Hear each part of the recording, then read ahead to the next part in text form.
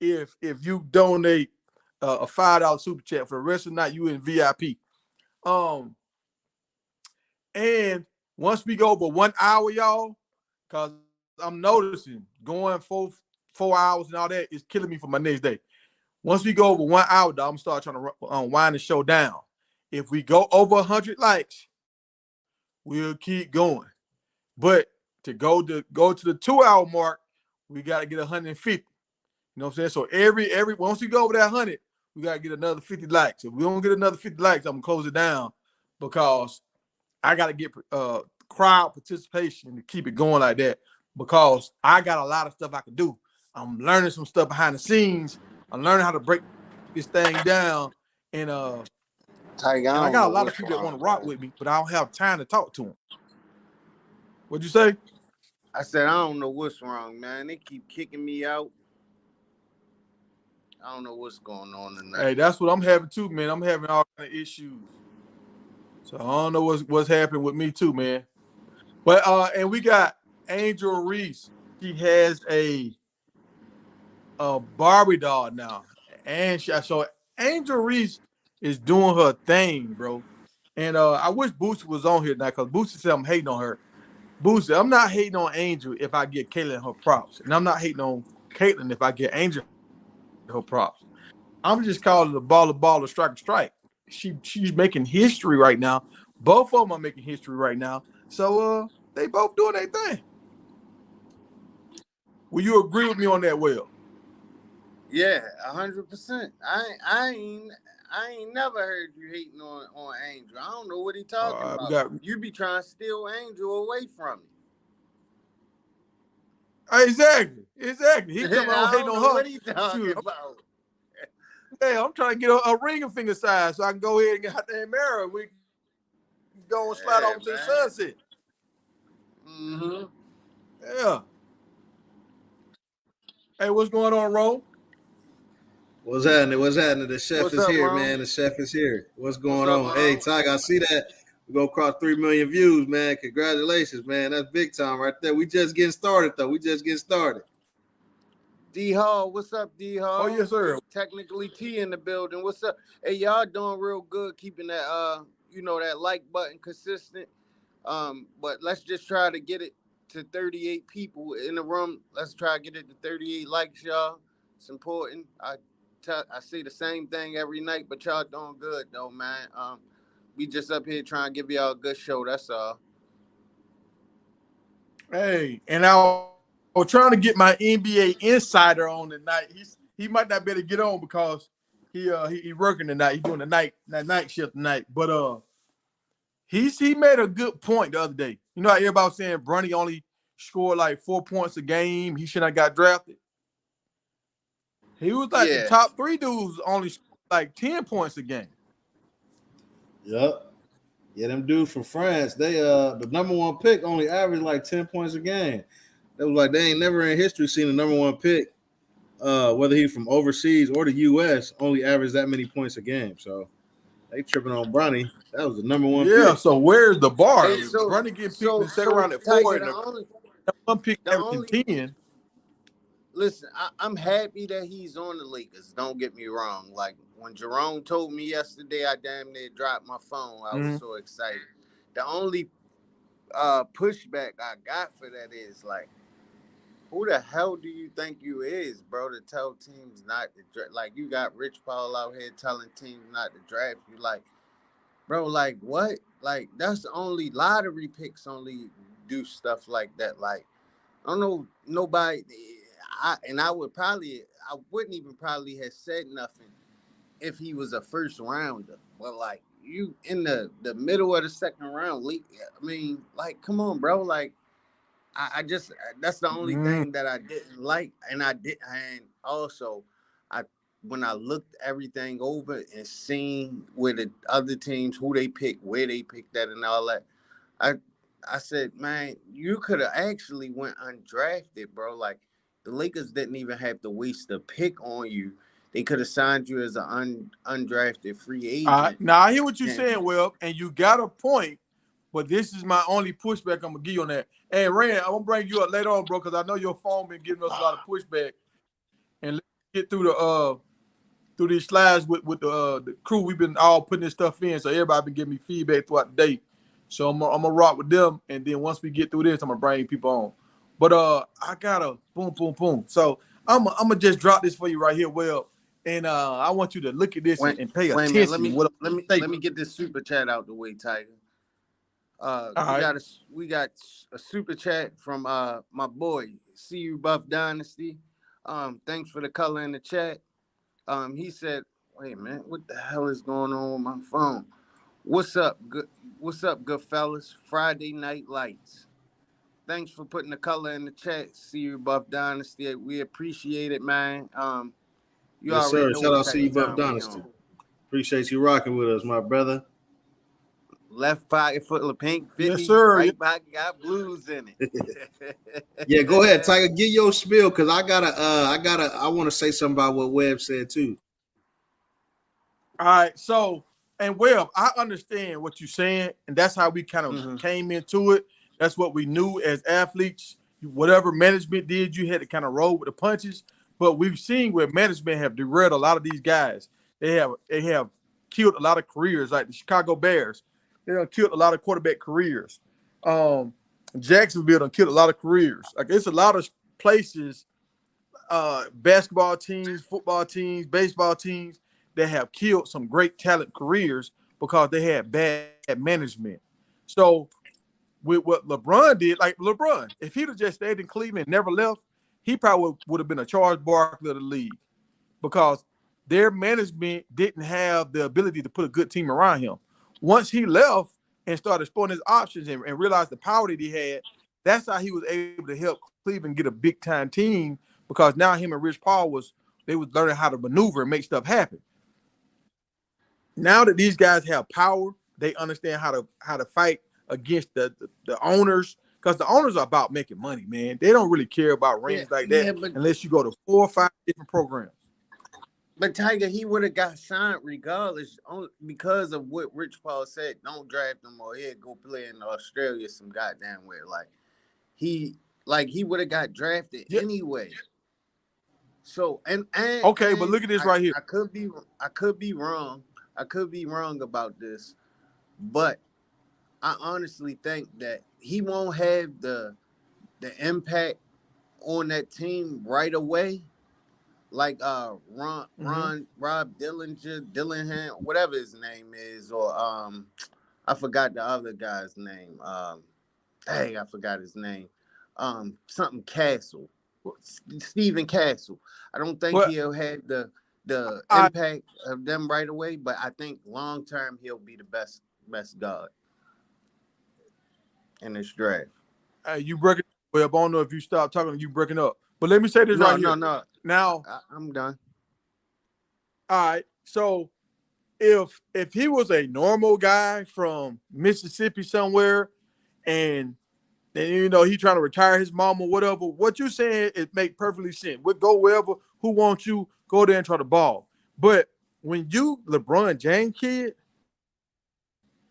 when you got your whole family in LA, when y'all already set for the rest of your life, when your dad got a lot of deals and stuff, he gonna turn down. Like you see what Coach Prime is doing right now with his sons. Look how he got his sons at the top of the list with the NIL. When they working together as a family, they more powerful. So for Bronny to go somewhere else, now you got Bronny play. Trying to see what's the youngest son play? Bryce. I can't think of his name right now. The one Bryce. Yeah, Bryce played. So now it's different games you trying to see as the mama and the sister and the dad. Now with them together, they moving as a team. They moving as a unit. So now they able to build and stack and do and make more moves when they're a unit like that. And I feel like he's gonna help the Lakers. He's not gonna hurt the Lakers because he's gonna try to do the best thing what his dad is telling him to do. LeBron is all about winning.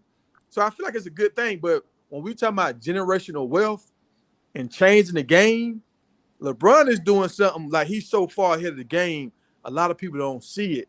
Like we don't understand his greatness like maybe like 15 years from now. But go ahead, Jerome. Yeah, so all right, for sure. So one of the primary reasons why Bron wanted him with the Lakers I agree with everything that Tiger's saying. You know, keeping the family together, working on a legacy building. But one of the main reasons is for development. He understands that Bronny still has to be developed, and he wants to be in control of that. If Bronny were to go to another organization, LeBron wouldn't be able to control, you know, what he's doing daily, what his workouts looking like, what he eats, Jerome, and things of that. that's not the narrative that I was trying to. No, but I'm telling you why he said don't go nowhere else. I need my son to do with me. That's what I'm telling you. I never said he should go somewhere else. I said the Lakers shouldn't have wasted a pick because he would have been an undrafted free agent when Chris Paul had got on those phones with those other teams and told them don't draft him or he'll go play in Australia somewhere.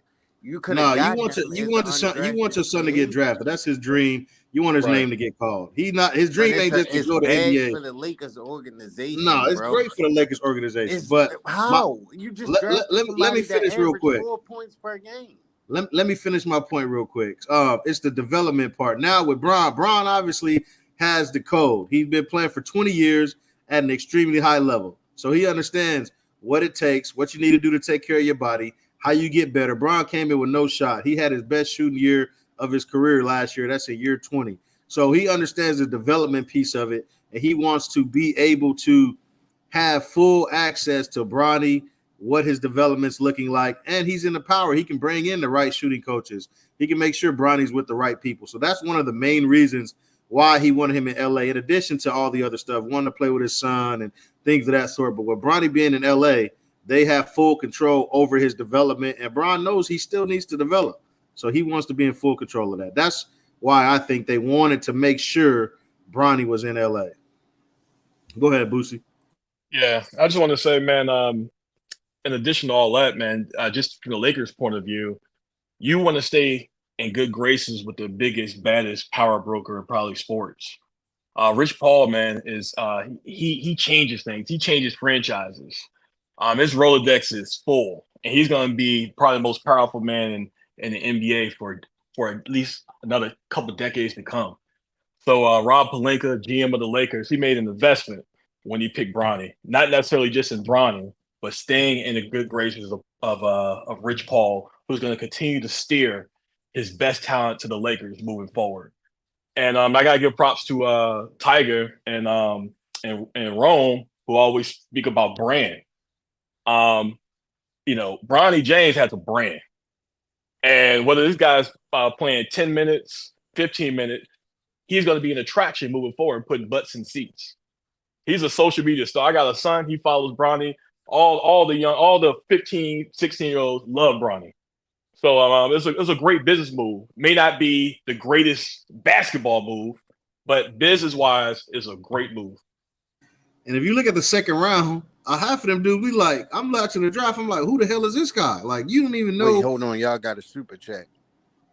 Thanks, C. Buff. That's my dog. Yeah, for sure, man. For putting the color in the chat. He said, I agree, Chef Ron. Yeah, we appreciate you, bro, for tapping in with us. But yeah, like I'm saying, you're going to have to come on one night, bro. You were spitting that talk one night. Well, one morning. You have to come on, bro. Go ahead, y'all. Yeah, most definitely. That's my guy. He be showing mad love. Yeah, but in addition to all that, like I said, second round picks, man. A lot of them guys was getting picked. We didn't know. Bron wanted to help make his son's dream come true. And you heard Bronny in the interviews. He said, I just want to hear my name get called. As an undrafted free agent, you're not hearing your name get called. So Bron made everything possible. Bronny did his part too. Now it's time for Bronny to, take off. He got to continue to develop, continue to get better. And I think the Lakers organization and Bron being there is the best fit for him, man. Yeah. One last thing, man. A comment said when have the Lakers had a problem filling seats? They don't have a problem filling seats, but good business people make sure the problem doesn't exist before they try to address it. And that's why the Lakers are smart. But go ahead, rock on, Tiger. Sky high, boy.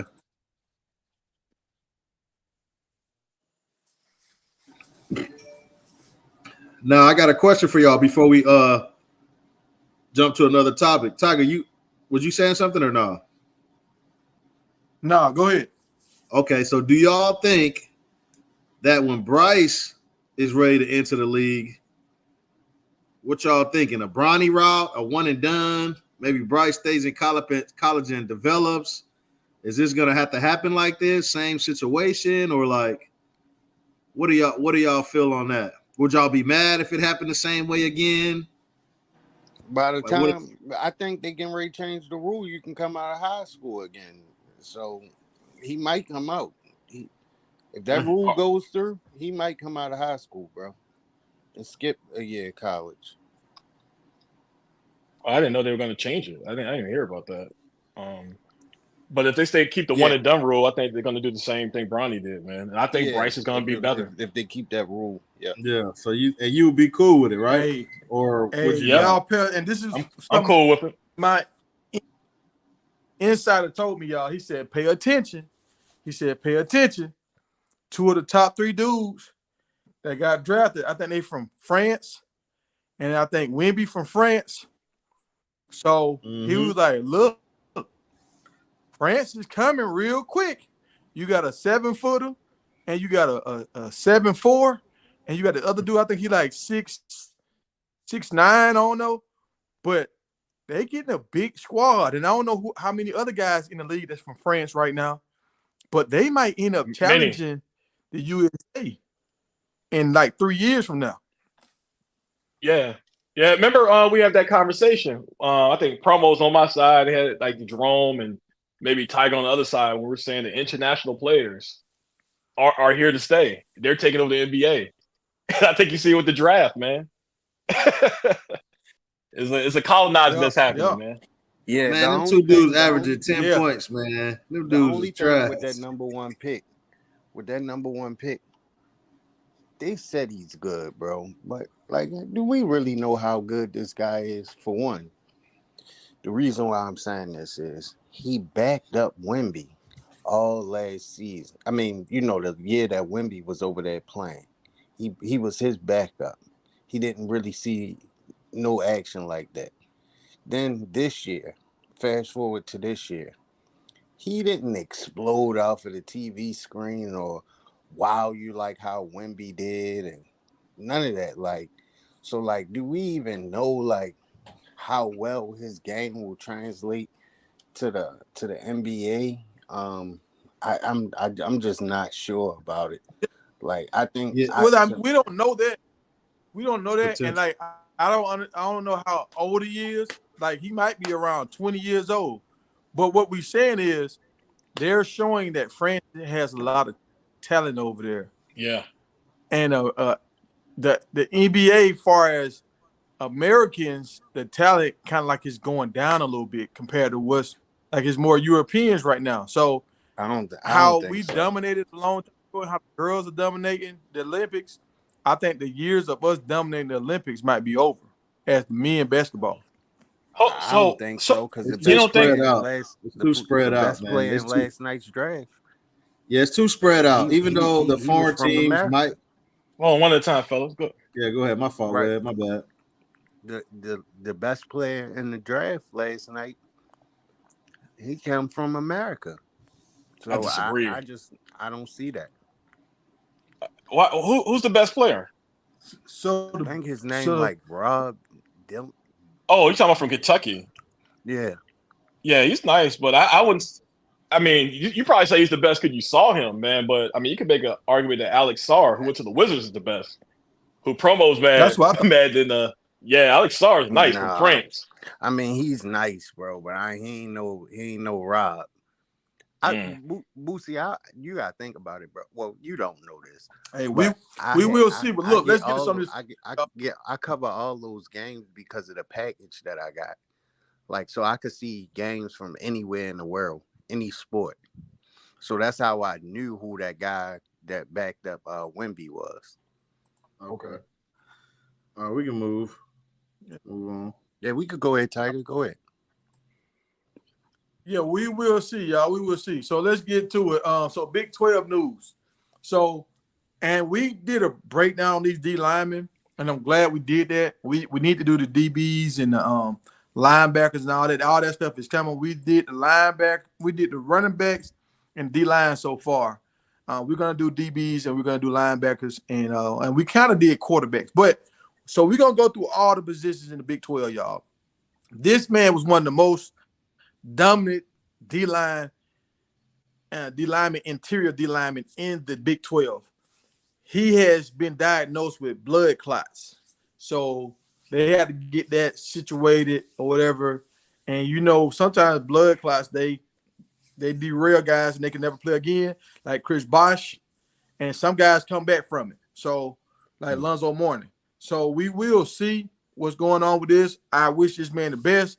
I hope he can come back. And this is the thing about football. This is why I try to tell a lot of young men, like give a lot to football, give what you can to football, but you always got to have that backup plan, even if you make it to the league. I know a lot of guys that make it to the league and they broke in 3 years. So, like all my partners that I know that made it to the league, I only know one of them that's still, well, two of them that's still living off the money, but both of these guys played over 10 years in the league. So most guys only make 2 years, maybe 3, because after 3, they got to pay you. They have to pay you retirement, like some kind of retirement. So a lot of teams don't want to get stuck paying these guys retirement. So you got to always make sure you have a backup plan, because football is really going to last you like 3 to 4 years if you make it to the NFL. Y'all got anything to add to that? Yeah, I would say I agree 100%, man. And that's why I love what Prime is doing, man. And I mean, we don't really get to see the details of it, but making sure them boys is going to class and passing their classes and stuff. They're always talking about how they got the highest GPA that they've had in years. Like, that's big, man. And Prime understands it because he's been there, and he's also seen guys that thought they was going to be there and didn't end up being there, or made it and fell off. So he understands that you have to have a backup plan. So I would just say to any of these college kids that's watching or tapped in, yeah, go play football. Give it your all, man. But if you there for that free education, go to class, man. Get them credits so you have something to fall back on just in case. So that's why I think what Prime is doing is even bigger, man. And for a lot of those guys, not this guy specifically because he was one of the top, D linemen, but some of those guys on the team, they know that might be the last leg for them. So find you something else that can work for you. But most importantly, man, get that free degree, man. That's a fact. 100%. 100%. And that's why I'm telling y'all, that's the main reason why I rock with Coach Prime, because the stuff that Coach Prime is doing behind the scene with these guys, like he's really teaching them about life, because he understands. He's seen a lot of his friends end up calling him, asking for money and everything. I actually see guys that was actually in the league that would get loans, because you only get paid through the season. Once the season is over with, you got a few months where you don't get paid. I used to see guys go take out loans, not even knowing that they're going to make the roster next year. And now you don't take out a loan. And that's why a lot of these guys end up dying and stuff, because they're so stressed out because they don't know how they're going to make this kind of money again. Like Adrian Peterson. Right now, they're saying Adrian Peterson is broke. AP. That's crazy right there. Yeah, and I think sometimes we gloss over just how smart of a businessman Prime is himself. I mean, he if you look at just some of the trademarks he owns a lot. We Coming and all these other trademarks, and then a lot of times he licenses it to the school so they can use on their shirts. And then he licensed the Prime logo. I mean, and he talked about his real estate and things of that nature. So when you playing for Coach Prime, you're not just playing for a coach. You also get to be around a mogul, a CEO, and just being around that person all the time, it weighs on you, right? You get influence. So, man, just being a player on that team, man, whether you on the scout team or you're a starter, it can pay dividends for the rest of your life. Yep. And I think a lot of them cats are seeing that, 100%. bro. Like, yep, for sure. All right, y'all. So we got some Syracuse news. Let's run through this. And now after this, we're going to get to the Juju news, y'all. After the Syracuse news, we get into the Juju news. And this supposed to be my man's lane promo. This supposed to be his lane. And guys, this is the night where we supposed to talk about other teams Friday night and Mondays. So the teams that y'all picked out that y'all said y'all going to cover, y'all got to start feeding some of that into the chat throughout the day, so I can start talking about these teams so we can get familiar with them. Because the more we talk about other teams, the more people gonna start trickling in here. Because I was looking at my man from Ohio, his commit today, and I'm looking at the numbers, the videos that they posting about him. When I said the numbers are weak, bro, weak. I only seen 2 videos, and they had like 27 views on one. A guy was like, he was live. He had like 27 people on his live, and another video had like, I think it had like 200 views or something. Now this big mighty Ohio State. So a lot of these guys don't have these fans. They don't have a place to go. And if we become that channel that's talking about all these different teams, we're gonna always keep Colorado number one.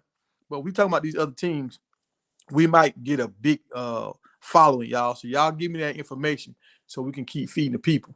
But Syracuse, they have 7 preseason All-Americans.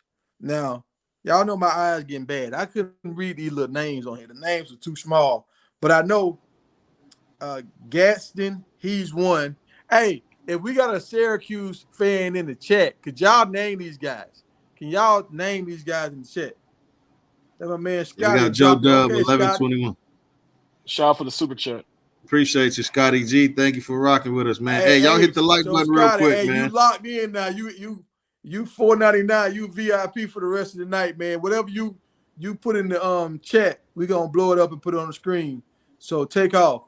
But sure. I was happy about this. Nick Williams, he posted this today, and he's showing D-line coach. So he finally moved up. Y'all remember Dan Lennon told him he would never be. They was both on the Georgia staff.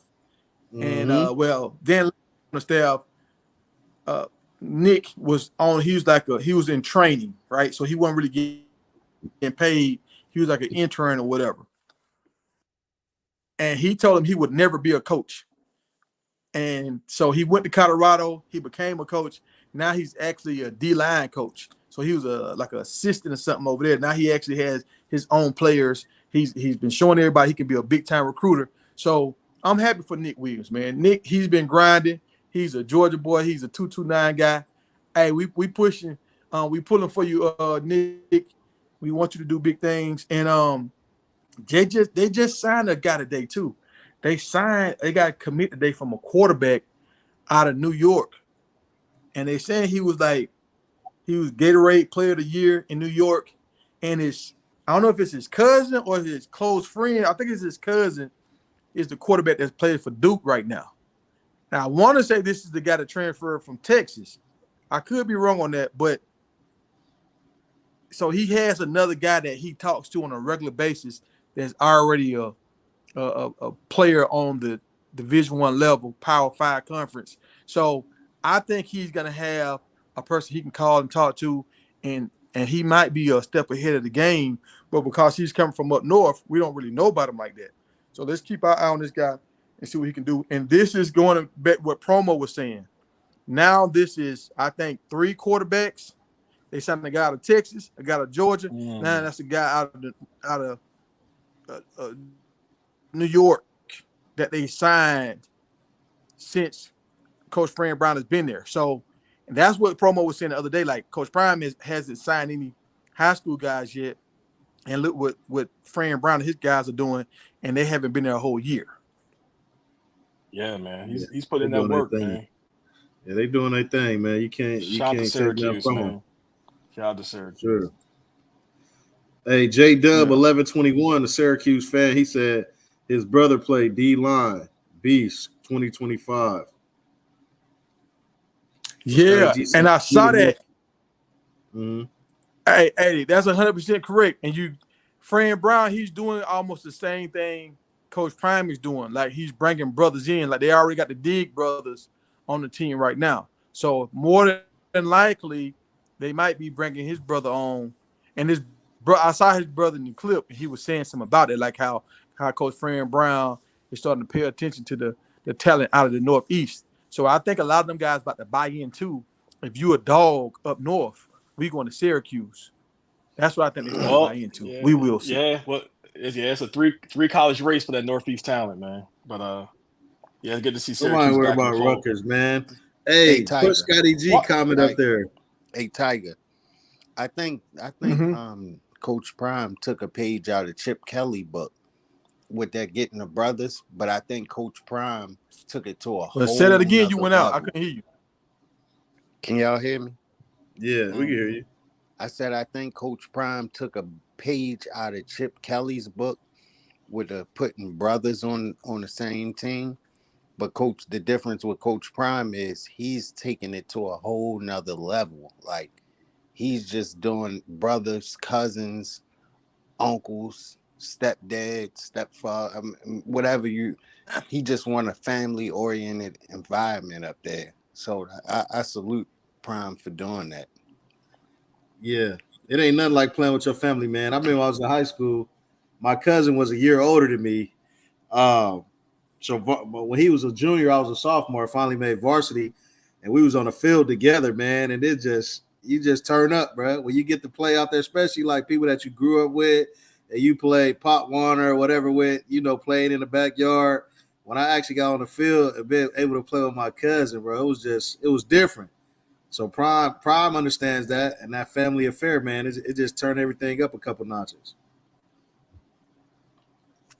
Yeah, you're 100% right. And Now that's from what I don't Northeast. understand why. I don't understand why the guy that committed to Ohio today, he said what he said. But we're gonna get into that. So hold on. Let me keep going down the list. And so let's get into this Juju news, right? So y'all saw the other day, Juju, he had this towel on. And he was in Jacksonville and he had this towel on. And you see the Buffalo towel on. And so it's like, okay, if you're committed to USC, if your mom is shopping for houses or whatever there, and your sister's getting enrolled in school there, you're still rocking why you ain't rocking the USC? Like, why you don't have USC gloves on right now? So I'm just I'm paying attention. We looking, and then he ended up getting a reward the other day. Let me see, can I take that down? Take this comment down. Hold on, I'm gonna get back to you, Rand. All right, so he got the Steady as She Goes award.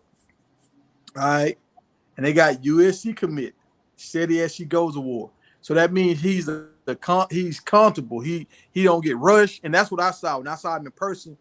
When I tell y'all this dude is cool and calm, I can't even think of a player I can tell y'all that he plays like that's just cool and calm like this, like kind of like how Larry Bird was. You know how Larry Bird, he just cooked people and he didn't like he was trying hard. He was just doing his thing. Mm-hmm. That's kind of how Juju is. But let me show y'all what he did today, and appreciate you, Ron. Ron dropped this in the group today, I think. Am I correct, Ron? Yeah. Did you drop this in the group today? Yeah, that was me. I'm on Juju duty, man, so I'm watching his every move. So if y'all looking at this, y'all probably can't see it, but he's actually close to me right now. I'm like an hour and 20 minutes away from Panama City. So he's in Panama City, Florida right now. And he's getting his nails done, right? Or maybe he's finna get some hibachi or something. But it looked like he kind of like at a little parlor where they do your feet or something. I don't know what, but it's like some Oriental stuff going on. It was a restaurant. Yeah, it's a restaurant. Yeah, he about to eat. That's a knife on the table. It might be a Chinese restaurant. Yeah, probably. Japanese. Okay, all right. That's what. But if you look, y'all can't see it, but if you look up under the table, he has on some Colorado shorts. So, in the chat, y'all help me out. Is he pulling our leg, yes or no? Or is he sending us a sign? Is he sending us a sign that he's CU bound? Or is he playing just to get some pub like he's getting right now? What's happening, y'all? And Juju, if you're watching the video, man, hit the like button, subscribe, and leave us a comment. Leave us a comment. Yeah, after seeing this, man, Juju and his dad, they a lot more smart than I gave them credit for, man. Like, they know what they're doing, bro. They understand that the clicks and the views is how you get that bag. And he's being strategic with his every move, man. Like, you think that those pictures are being taken and posted by accident? Man, it's on purpose. He wants people to see that CU towel. He wants people to see, like, I done took plenty pictures at restaurants, and I ain't never took a picture where you see it, what's on my shorts. Like, come on now. It's strategic for sure. Under the table. Up under the table now. Yeah. I just want to say also, you not doing it. Man, I hope he signs that, bro. Because if he don't, man, I'm gonna be pissed. He's also has worn a Georgia towel while he was committed to USC. So I mean, and through an Auburn football. Yeah, but since his last visit to CU, has he had on all CU stuff, or was these things in between? No, he's been seen throwing the Auburn football since he's been to Colorado. Okay. All right. Well, Juju know what he's doing. Let's just say that. And if he know what he's doing, then he know he need to come to Colorado, man. That's the best move, Juju. Julian. So Boosie, you not buying it, huh? I don't want to say I'm not buying it, but I think CU definitely has a good chance of getting him, but I don't think it means anything at this point. I'm not saying he's trolling anything like that, but I think he's sending a message he's open for business. Yeah. He capitalizing right now on his opportunity, man, and I can't be mad at him. Like, that's what he's supposed to do, in my opinion. And even there's I don't think it's trolling. I mean, even if there's this just can't be trolling. His recruitment is still open. I mean, he's committed, but he's came out and said, like, you know, he's still deciding on where he want to go. I think he playing the game the way it's supposed to be played, man. He's showing me that IQ, so I'll take it. Hey, Rome sound like that darn. He sound like that desperate boyfriend when he like, look, man, I think she still like me. She just hanging out with them dudes, but she a girl. She was just over there to pick up her friend, man. She wasn't really hanging out with him like that. Rome funny as hell, bro. Hey, do y'all think he gonna commit before the season, man? Like, for real? Y'all really think he gonna commit before the season? Hey, Rome, you heard what he said? He's gonna commit before the high school season starts. Yeah, that's what he said, man. But he also said he going to USC too. And I don't know. I don't know, man. I gotta take it with a grain of salt. I honestly think he gonna wait. But y'all was talking on the other video about how it's important to recruit early because everybody that's gonna come with you. But I don't know. Man, I just feel like he's going to bring recruits with. Hey, can you I just feel like he's going to bring. Can you read that? Yeah, he said six reasons. Go ahead, Will. I feel like he's going to bring recruits with him regardless, though, Ron. Yeah. No matter how early we got on him, or it just don't matter with him, specifically with him. Yeah, for sure, because nobody can sign until they sign. So even if he do commit late, recruits that are committed, they haven't signed yet, so they can still jump ship if they want to. Yeah, you can flip, absolutely. Coach Big Knowledge said 6 reasons Juju signed with CU. One, Cam said it. 2, Shadeur passed the keys. 3, Gooden committed. And Farrakhan Jr., July 13th commit. 4, he's impressed with 20 years NFL vet C. Pat. 5, the Juju Burger. 3, CU visits. 6, he had 3 CU visits. Who is Coach. Who is C-Pat? 20-year NFL vet. Coach Pat. I don't know. Pat Shermer. Oh, okay. Oh, Pat Shermer. Okay, yeah. Coach Pat. Yeah, that's what he meant. Coach Pat. Okay. Okay. Yeah, I mean, I agree. Coach Big Knowledge. That's a lot of key points, man. It's a lot leading to it, man. So we hoping.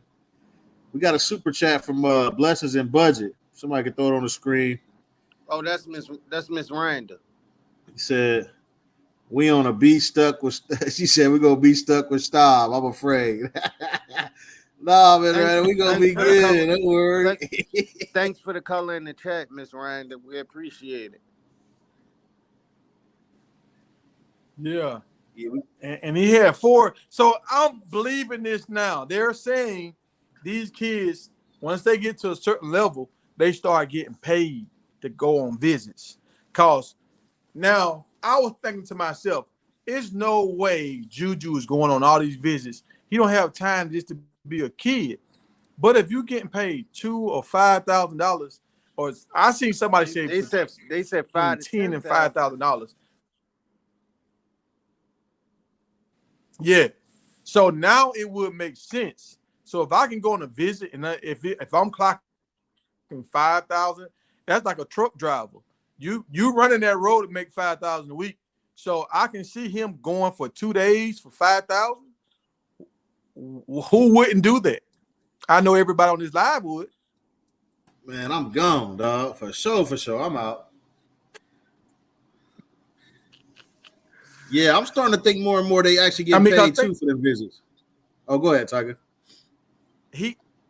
Once you become a top level, like you just a regular kid, nah. But when you become them 5 stars, you start getting paid. Because think about it, he was in Indiana, he was at Auburn, then he was at CU, now he at the camp here. So he every weekend he's somewhere. So he's getting paid for the appearance now. So Juju I don't know about that. I don't think they pay you directly. No, Tiger. I found out that that's under the table money that they paying these recruits. That goes back to that brown paper bag theory that you on promo was put me on to. Like they just take this 10,000 to come on this visit to come see us. Like it's no rule, because I got on Dino's show and I'm like, bro, I can't find no rule. And Coach Dre and all them was like, bro, you ain't gonna find no rule for that, bro. They doing it under the table. They definitely doing it under the table. And he was like, trust me, I know. So I can only believe him because he's at the Elite 11 camps and at these different schools, and then he coaches high school currently. So, I mean, it's only right to believe what he said. I mean, they probably got a recruiting budget, right? Yeah, so yeah. They are paying I these think it's a But official visits, man, like you're treated like royalty. If you're a 5-star, I mean, they can fly you private out there. They put you in a 5-star hotel. They pay for 3 meals at the best restaurant. I mean, you're treated like a celebrity. So even if you're not getting cash directly in hand, it's definitely worth the visit. And they do that for your family as well. Yeah, in the chat, they going crazy. They saying there's no way they paying them. Prime wouldn't pay no visits to come. Yeah. Hey, we'll probably never know. Realize, exactly. Do y'all realize what Florida State was doing? Do y'all realize Florida State was lacing these guys with, I want to say they was lacing them guys with, I don't know if it was $3,000 or $10,000 a month. Like lacing their recruits with this. When they not even being committed, or when they was committed? So yeah, like office. Okay, it was an offensive lineman. He just got drafted by Georgia this year. I mean, he played for Georgia. He got drafted this year. Florida State was sending him checks, and he was the one that reported it. He was getting 10 G's a month. That's why the linebacker London flipped back to Florida State. That's why one of those running backs left Florida State because he wanted more money. Like them dudes, that's why Florida State have these big classes. All these dudes at the portal, because they paying them before they even get there 10 bands a month. Damn. Yeah, J-Dot said Oregon kids getting 25 a month. So just look at this right here. If they paying them 10 band a month and they haven't even committed yet, you don't think they'll pay Juju 5 band to come on a visit? Heck yeah. It's definitely possible, man. We have no idea what's happening. Yeah, you don't know what's going on in Yeah. them back And rooms and that on South them Florida State. campuses, bro. And look, Yeah. this is what I'm saying about Florida State, bro. It's straight deposits. You seen it going straight into his bank account. This wasn't even paper bag money. Straight deposits. Yeah. Yeah. I believe it.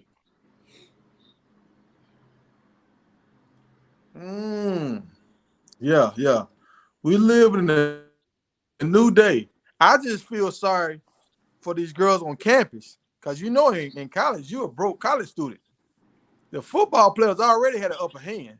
Now they got a bag too? Oh my. Yeah. Oh my. It's a whole different ball game. No, if Yeah, you man, know, you know. I feel sorry for these If you young know, men you know. that's on. Forget the women, like the young men, because can you imagine the shystiness that goes on with these girls and these young men that's on these campuses? Yeah, I spent a lot of time at University of Miami, Yeah. you know, saying during college, and all those players were driving Benzes. I seen Bentleys and everything like that. So I only can imagine right now. That was back in the day. Uh-oh, look who we got. Super chat. Look at who we got in the building. Oh, Didi. Didi got the VIP for the night. She VIP for the whole night.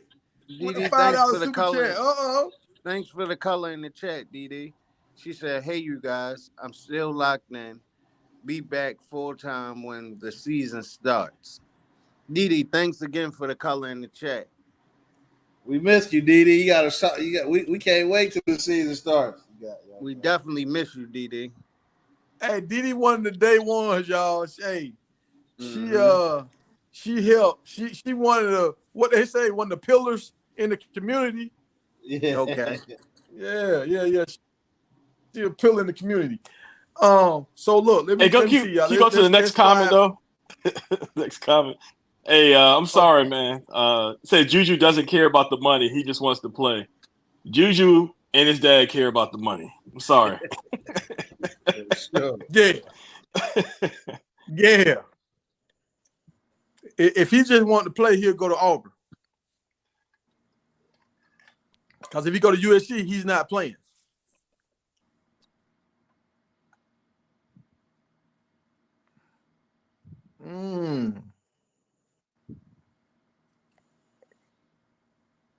Dog, my audio keep dropping. She said, "Thank you, guys." Yeah. Hey, my audio thank you, DD. keep dropping, y'all. So if I get quiet, it's because my audio going out. Tiger, look at what J-Dot said. Let's get to this. Tiger, J-Dot said, "Nah, he cares, but not like some kids do."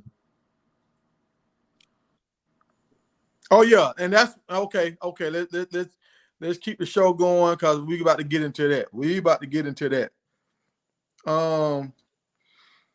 Hold on, let me see where I'm at, y'all. Let me scroll on down where we at. All right, let's do this Georgia State. So do y'all know who this man is right here? He used to coach in the NFL. I put in the chat. Hugh Jackson. Yeah. Oh yeah, that is Hugh Jackson. Hugh Jackson, he got famous when he was on that Hard Knocks episode for the Cleveland Browns when Baker Mayfield was a rookie. And they was going back and forth with play and all this kind of stuff. And Skip Bayless he's just disrespecting Baker and all this stuff. But that's how he got famous. He ended up getting fired there. He coached under Marvin Lewis with the Cincinnati Bengals for a long time. He was OC. He's been around. He knows a lot of football. And his last stop was in Grambling. And I thought he was doing a good job. Now, he didn't have the impact that Coach Prime had. And that's the thing I want y'all to understand. And I'm going back. I'm helping my man Jerome out right here, the chef, because he stayed cooking. When this is an X and O's kind of coach. He's an X and O coach, but he went to Grambling and he couldn't really turn it around like that because he's not a big time recruiter. Yes, He sir. doesn't Hold have on. that You see what personality. Didi said? You see what Didi said? What?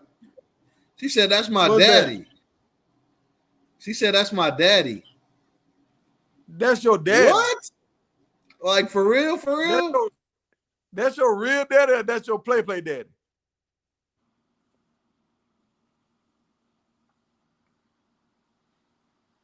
Cam Duncan said his cousin plays Let me on see the if this is her team. real daddy or her play daddy. Hey, Tiger, Cam Duncan said his cousin plays on the team, and during the visit, he said that money is not that big of a deal.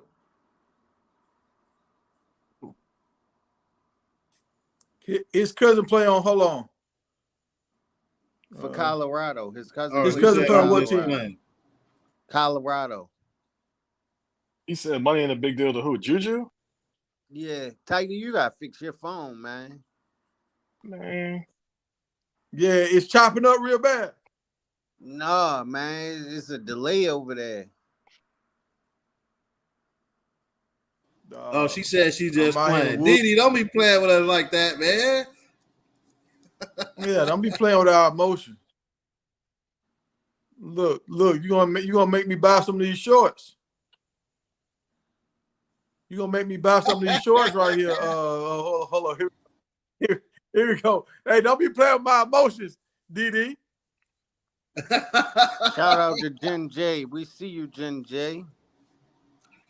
That's funny. Nah, yeah, Hugh Jackson is definitely an X's and O's type coach, dog.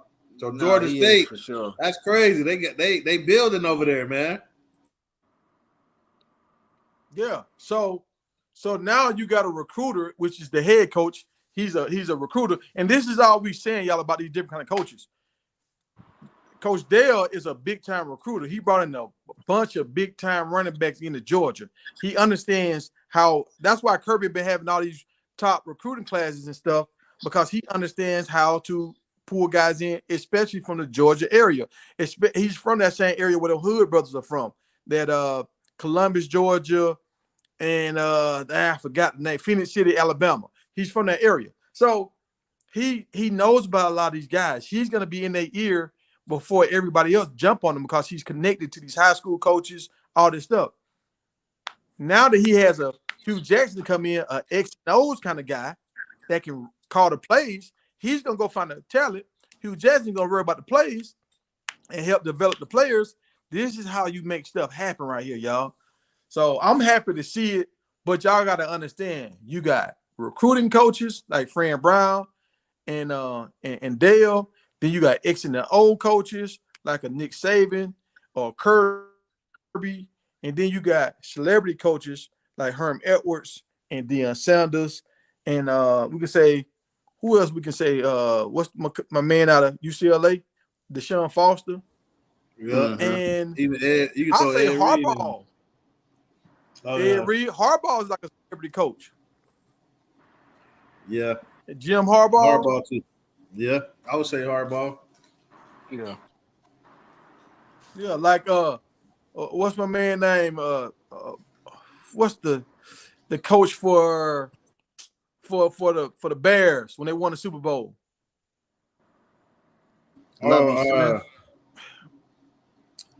Hey, what's his name? Was that Lovie Smith? Mike Dicker. Mike Dicker. I thought that was the Yo, is Mike Dicker? I think Mike Dicker is the one. I think it is Mike Dicker. So he played. He won the Super Bowl. He played. Yeah. So he was another celebrity kind of guy back in the day. We didn't really know him because he played so long ago, but he was like the Dion before the Dion. Yeah, for sure. But and my man Savion, this is my guy, y'all. Savion is my guy. I rock with Savion. I hope Savion ball out. And I seen a little girl on his page today. So I don't know if that was his family member or that's his little girl. But he had a little girl on his page today. And I hope this dude ball out. I hope he make it to the league. So yeah, we was right, y'all. Mike Dicker. So I hope he make it, and I hope people will support him, buy his merch, because I think he benefits off this. So every time you buy his merch, I think he benefits. Yeah, if they get that hoodie in black, So if y'all I see rock it in with black, I'm gonna grab one, man. If they got a black one, I'll grab one of them mugs. I was thinking the same thing. I'm like, y'all got the blue and the white, but I want the black. Yeah. The black. Oh.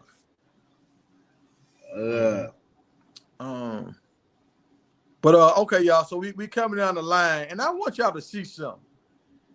I want y'all to see something and understand what's going on. So, Angel Reese, she's making history right now. She and all these great WNBA players that's in the league, and you remember how they were saying how Caitlin going into the league, she's gonna have to learn and take a step back because you're not gonna come and dominate like you thought. Angel Reese must didn't get the memo. She didn't get the memo because she's dominating. Killing them.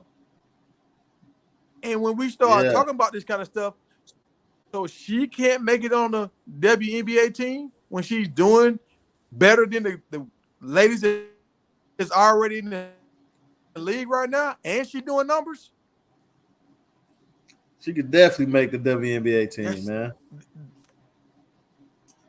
I mean the USA team. That's all I'm saying. Yeah, when you got a following and you putting up numbers. So hey Boosie, so you feel like she shouldn't be on the Olympic team either? Are you gonna take off? Know that, Boosie. Whoever don't have who that she have. You gotta take somebody off, man. You know, and first of all, I'm an Andrew Reese fan, honestly. I mean, I think she should probably get a nod before Caitlin. Because she is balling. I like her a lot. But last I checked, I mean, you can't really take anyone off because remember the Olympics is not just about the current year like an all-star game. It's about your totality of your work portfolio. So we'll see, man. We'll see. So she's killing it though. Because in every other sport it's about the current year. No, not when it comes to the Olympics. And All-Star is about the current year. But not necessarily. Well, what I'm saying when it comes to track and field and all that kind of stuff, whoever gets the best time right now, that's who makes it. If she got the best stats this year, she should be in the. Yeah, track and field different though. Track and field different. Yeah, track and field different. And but it looks like the WNBA. For every other sport except for basketball. Yeah, it's not like that for basketball on the men's or women's, and it looks like the for the women's side they also pick folks for continuity because they won the gold in the past, so they picked people who did well in the past. And also the committee, either the committee or the coach, expressed the physicality of FIBA ball and said it's even more physical than the WNBA. So they wanted folks that's going to be physical. So that gives Angel Reese another nod. But I don't know, man. They got their people, they got their team who they like. So, and they've been winning, so I can't really argue with their process of picking. And I'm gonna put this up so y'all understand what's going on. So after this was posted, I would look at the likes and stuff, and look, she got a 18K likes, 10K hearts, and she always got 3,000 people laughing. Like, and this is why I don't let people rattle me or let people throw me off or whatever in this YouTube space or this social media space, because why are y'all laughing because she got 9 double-doubles back-to-back?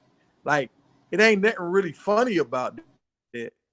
But people try to knock you down when you're doing great, and that's just hate right there. So that's why I don't let it frustrate me. She doing her thing. She moving on. She got Barbie dolls and stuff coming out. And I don't know if y'all saw this a while ago when I was doing the morning show. I showed, like, I think Serena Williams or Venus Williams. She had her tennis doll, and there was some more women I showed that had their dolls. I think it was an MMA fighter that had tattoos and stuff all over her, and she had her tattoos on her doll, like that it looked really nice. So I'm happy that they're doing this because they're switching it up from Barbie dolls having to be just little ladies, housewives or whatever. Now they can be whatever they want to be. That's pretty cool. Mm-hmm.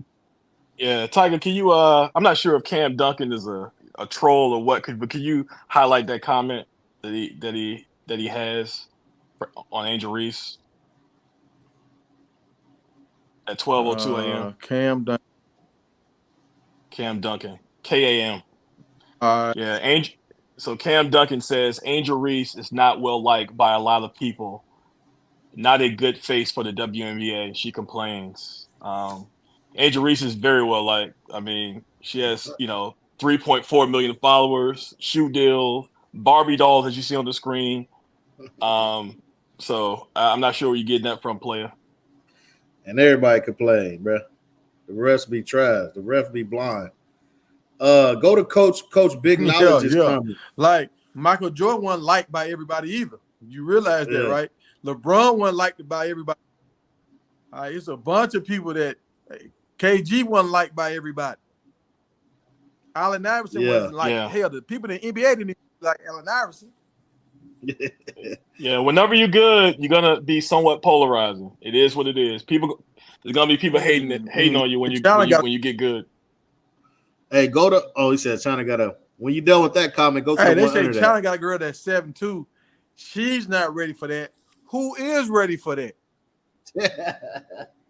Who's ready for 7'2" girl? You gotta have to say, but that's why they got Big Brittany, man. Hey, go to that next comment, Tiger. Yeah, Brittany 5'9", she can't have no 7'2". No, Brittany 6'4", 5". 6'9", she's not. Hey, he said one WNBA player blew her knee out recently that was picked to be on the Olympic team, but I don't know if they're gonna pick another player to take her place. Well, they should. And who y'all think should be, Caitlin or Angel? Hold on, for who? Wait a minute, hold on, Boosie. Hold on, Boosie and Rome. Hey, y'all, we've been in here for an hour and 30 minutes on the stage cooking. Again tonight, bro. Like, y'all not even doing us a favor, and we doing y'all a favor. Come on, man. Hit the likes. Y'all been consistent. Like, we just need y'all help, bro. Like, hit the like button. It's important for the algorithm. Like, so other Tiger can get new subscribers. He's trying to get to the 10,000 subscriber mark so he can get out of the truck. Like, that's important, man. Like, we giving y'all good content. Like, what more y'all want from us? Can y'all please do us a favor and hit the like button, please? Go ahead, y'all cook. We got the likes, so I lit the Tiger up, and y'all see the lights going across the bottom of the screen. So I'm trying to do that to help y'all out. Man. Y'all. And so we lit the Tiger up, y'all. So we doing good, but we can do better. We can do a lot better. Let's go, y'all. Let's get it. So once I get through these slides, and trust and believe, if we not at 100 likes, I'm out of here. I'm good. All right, so let's see where we at, y'all. We down here. Okay, so now we finna get to the juice. To the juice. All right, so we got my man right here. I'm gonna say it's money. I think his last name is Odom. I think it's Trading Odom. Big boy, 6'7", 270, D lineman, interior. He's out of North Carolina.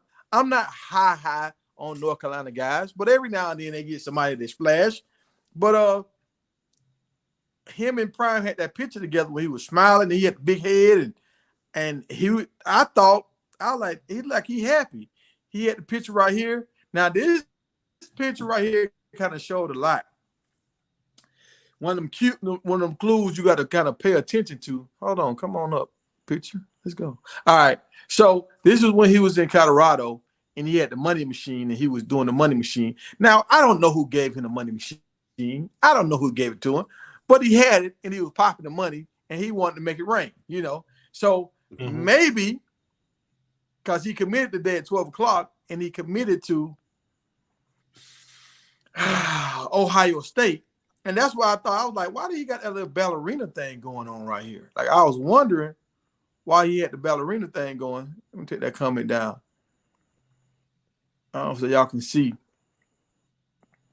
I was like, why is he doing the ballerina? Because it's like his leg is up. You see that his knee is up? And he's kind of doing like a little ballerina around in the circle. Right. But I think he's doing the Ohio thing. That's the O. Yeah, for Ohio. That's what it is. Is that Yeah, it? that's what it is. That's it? Yeah. So Yeah. he's doing I that. didn't know That's they the do that. OS. That's the OS. That's Ohio State. That's the OS. Oh, That's why okay. his Because leg up. Oregon make the O with their hands. Okay, I got you. Yeah. So he's doing an O and an S at the same time, Yeah. and you That's looking a like little- a that's a- ballerina. That's why his leg up like that. That's a little different, but okay. Yeah. I'm a rock with you, Ron.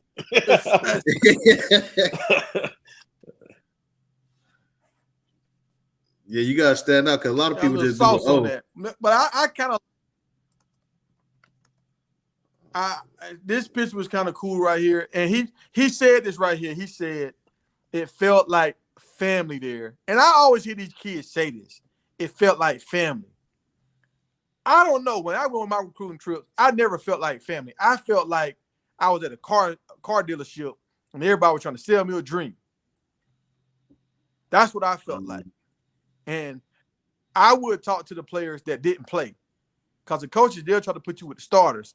I wouldn't talk to the guys that didn't play, because the guys that not playing, they're going to tell you how it really is. And there's a lot of these coaches. Can I say something real good?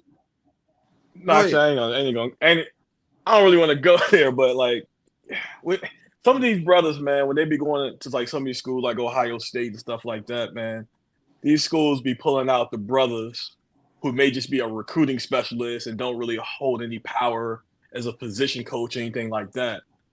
And I think they should probably take into account the power of the person recruiting them. When they go to Colorado, they being recruited by Coach Hart. Coach Hart is a linebackers coach. You get what I'm saying? He has power. When you go to Syracuse, you're being recruited by brothers. They're not only recruiters, but they have positions of power. I get a little tired when I see these Ohio State pictures and stuff like that when they just pull a recruiting specialist that has no true power on the coaching staff. Because when you actually enroll and you go to play, those are not going to be the guys making the decisions for you. So that's my little spiel. And that's one thing. That's a play right now. They're doing it where you got guys from. They get guys like ex-players or whatever that had a name, and they just kind of give them a job, or they get a black guy that's real good with his mouthpiece. He know how to make you feel real good about the program. He speaks highly of the program. He'll never really say nothing wrong.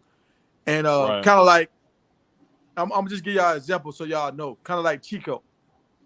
So Chico's going to smile. He's going to say all the good stuff about the program. He's never going to say anything negative about the program. So when you on your visit, when you leave there, you're going to say, everything I heard was positive. So that's what you leave with, and that's what they want. And I've noticed just my homeboy, his son has been on a recruiting trip. Every time he goes to another school, he has a guy that looks like him that's escorting him, you know.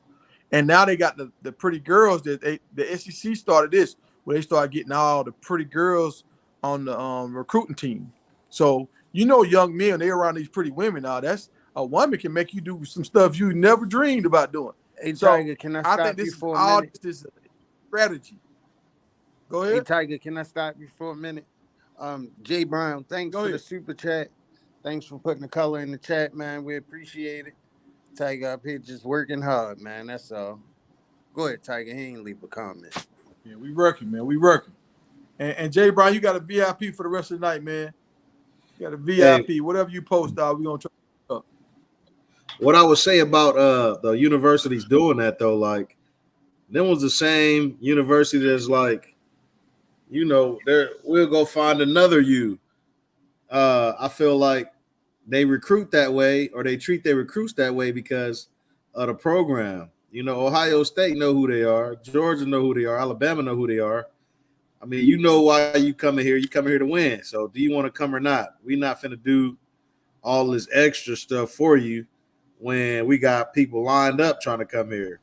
I think that's how they feel. And it's unfortunate that they feel that way. But I think that's why the recruits probably, get the bottom tier, for lack of better words, recruiters, just because of the fact it's like, nah, you're not meeting the head honcho. You're not even meet, the second, third man in charge because it's the university. Do you want to come here or not? Whereas Prime them, right now they trying to get who they can get, man. So they gotta let them meet the top dogs and stuff like that. I don't know. That's just no. Ron, what I'm saying is that they're not putting those brothers in positions of power in those schools. But they'll put a brother as some type of recruiting specialist or what have you, and his job is just to recruit. But he wouldn't have any pure power on the coaching staff. So they deal with that recruiting specialist the entire time. But when it's time for them to play, when they enroll, they're being coached by someone totally different who doesn't look like them. Yeah, so you saying these guys is good enough to get the recruits to come, but they're not good enough to get an actual job where they got some power. Right. So I'm not sure about these two guys on this screen, but you see it time after time again at other big Power 4 schools, and that's why with Coach Prime and Fran Brown and my guy at UCLA, you see them actually investing in guys that look like them and look like they're recruits, and I think that's very meaningful.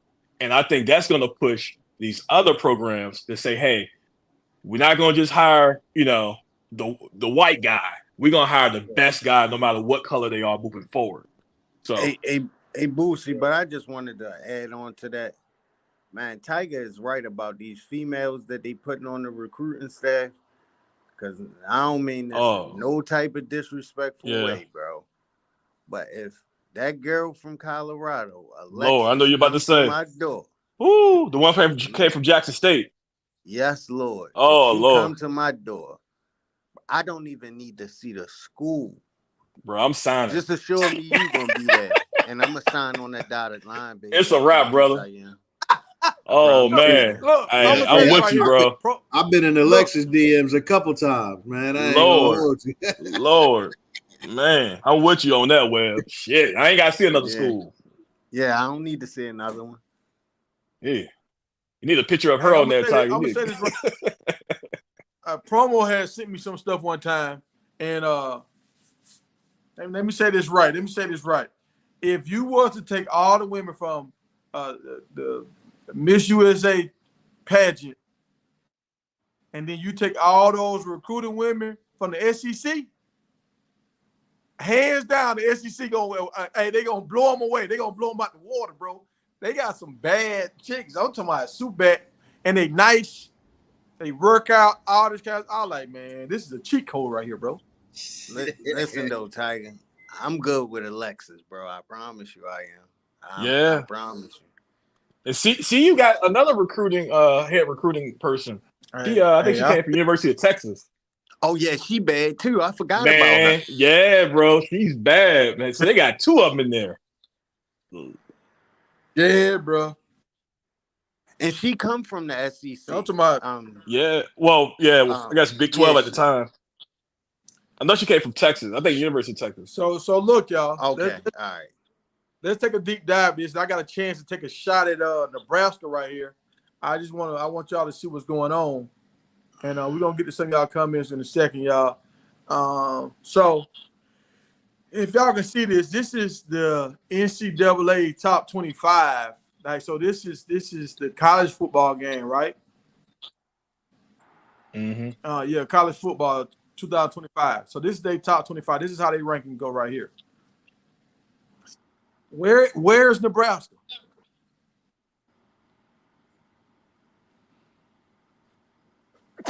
Excuse me. Where's Nebraska, y'all? Man, I can't believe Stanford on there. Nebraska not even on this list. Stanford is in front of Nebraska, bro.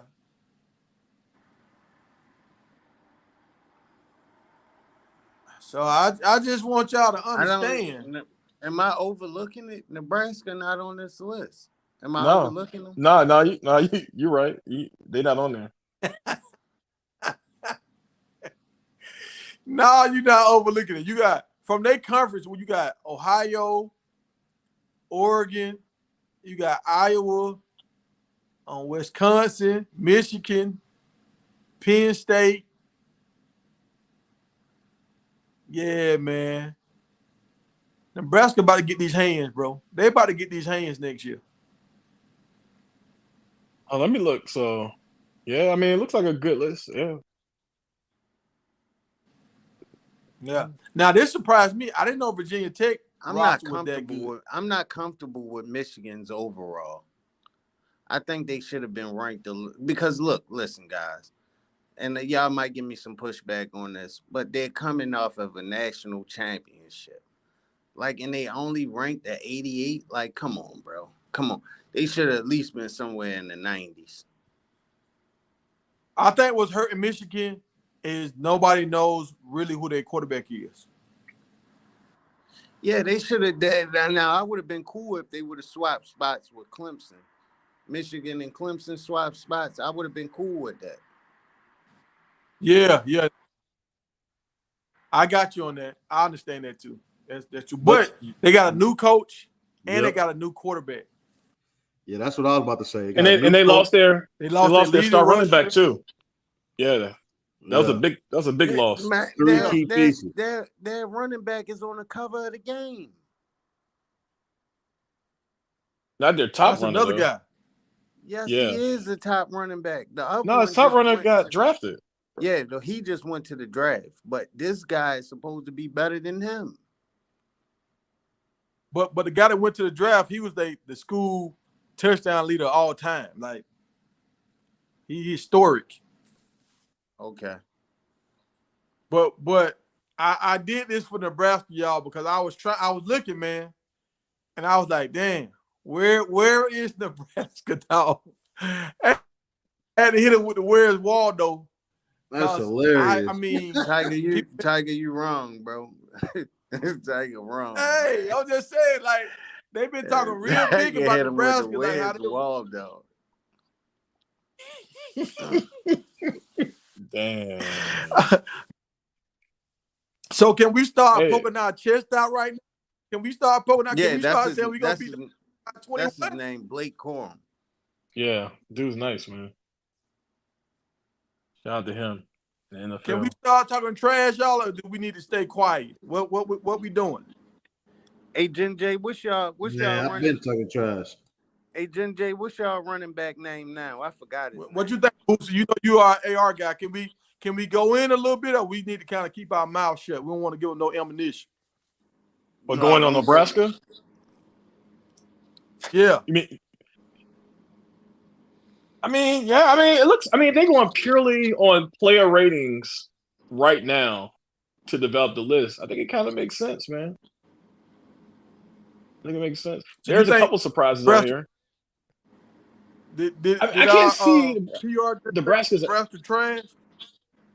Say it again. Donovan Edwards. That's his name. Are you saying Nebraska's trash? No, not at all, man. I think Nebraska is going to be a decent school, but I mean, I think Nebraska is probably going to be like an 80, 84, 83 overall. I didn't see them in the high 80s. Maybe even 82. Their defense wasn't even ranked on the list that Tiger put out yesterday. And they had the number 11th ranked defense last year. Like, that's crazy. And they say they supposed to got better. But I'm going to say this. Some people still believe. My man, he played for USC last year. I guess he jumped in the portal, but he just transferred. So I don't know if he's been in the portal this whole time, but he just decided he's going to Nebraska. So we got some people that believe in Nebraska. I'm just not one of them. Cam Duncan said Nebraska just isn't that good as people think. They have an unproven quarterback. Yeah, but I'm not sure if anyone was really predicting them to go to the playoffs or anything like that. I mean, like I said, I think they're like if you want to look at the school, these EA ratings, I think they're probably like a low 80s overall ranking. Yeah, I think they're a year or two away from making some real noise. Yeah. Hey, Tiger, can you go back to like the full screen of the overall for the EA you just had, like a couple slides over? Yeah. I'll go back Okay, to that. one more time. So what's I guess what's the big surprise on the list to you all? Hey, I'm probably gonna go with Wisconsin. hey, Doug say stop say? talking ish. No, I'm going with Stop Stanford. talking. Be I'm going quiet. with Stanford. Why is You go Stanford on this list? Yeah. That's why I was a little surprised because Stanford lost a lot of people in that transfer portal, and they barely brought people in. And I mean, unless the next man up is going to be really good, they lost a lot of people in the portal. So I must be missing something with Stanford. Yeah. Yeah, they said Virginia Tech is going to be Ooh. pretty decent. So how y'all feel? Who y'all think gonna have a better record this year? That's good. Nebraska or Syracuse? I'm going with Syracuse, hands down. I cut my left eyebrow off for that. Yeah, I think Syracuse is going to be better than Nebraska. I don't know. I hate everything about Nebraska. Man, I think Syracuse. I mean, Syracuse have a more favorable schedule too. Yeah, that's for sure. That's a fact. Yeah, Nebraska got some heavy hitters. I think Nebraska probably won 7 games.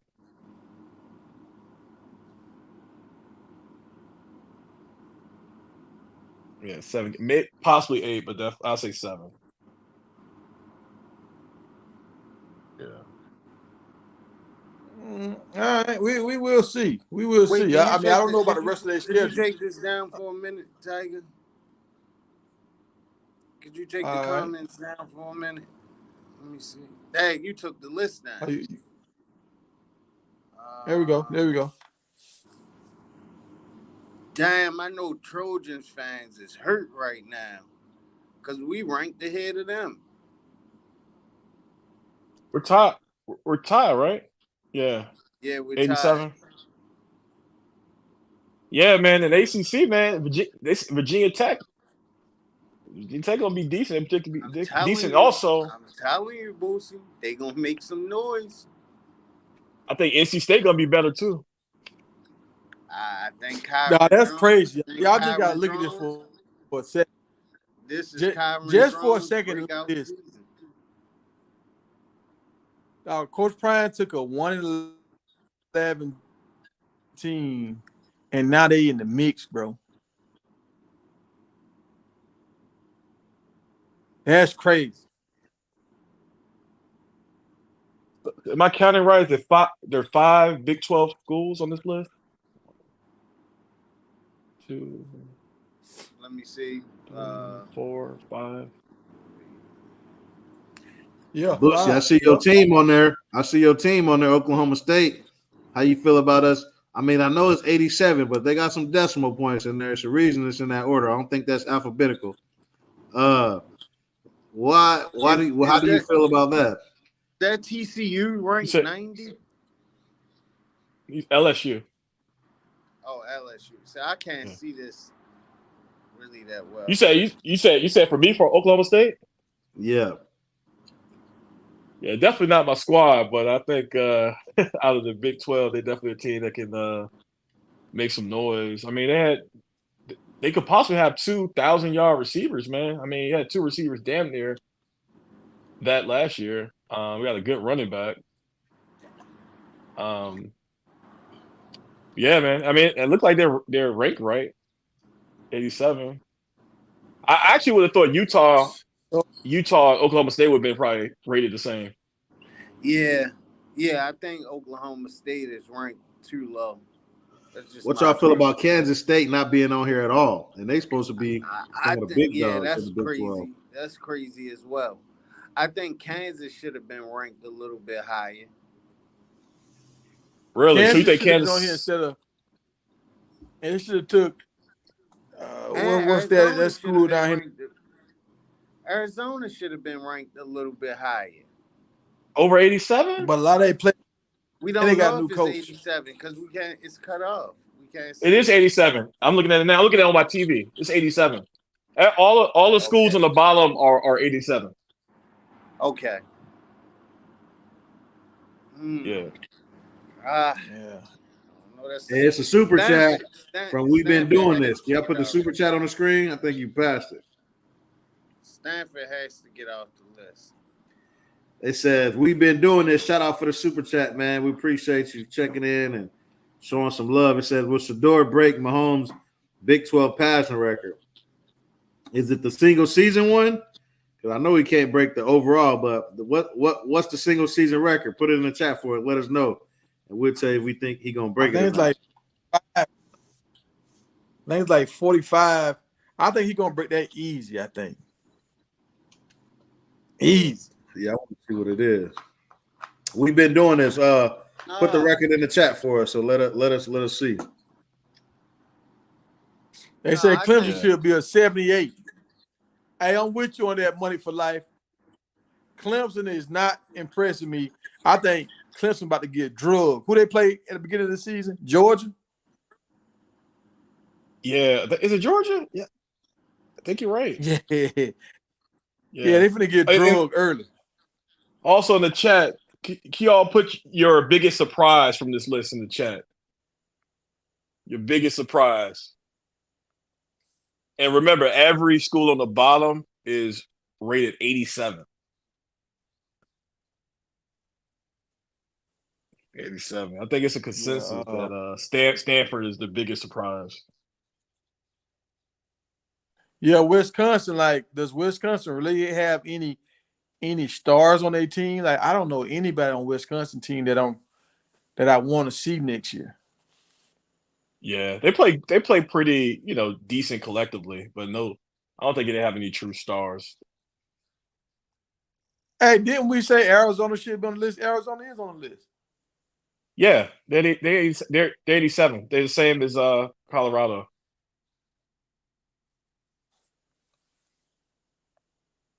Trojan Fight said biggest surprise, Clemson and Notre Dame. Yeah, Clemson up there. Notre Dame a surprise? I thought Notre Dame was rated pretty accurately at 90. Why do y'all think? I think the reason why. Go ahead. Let me answer Sensei real quick. I feel like Utah's over Michigan because Michigan got a new head coach and they got a new quarterback, and so Utah got their old quarterback back, and I think they still got their same head coach, so they should be already like locked in, ready to go. That's what I'm thinking.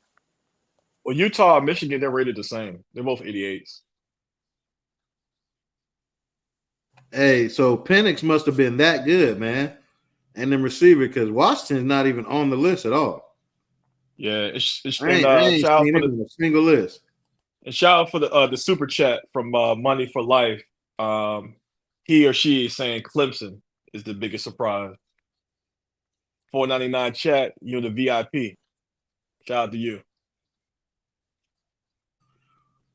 There's drinks in this VIP, man.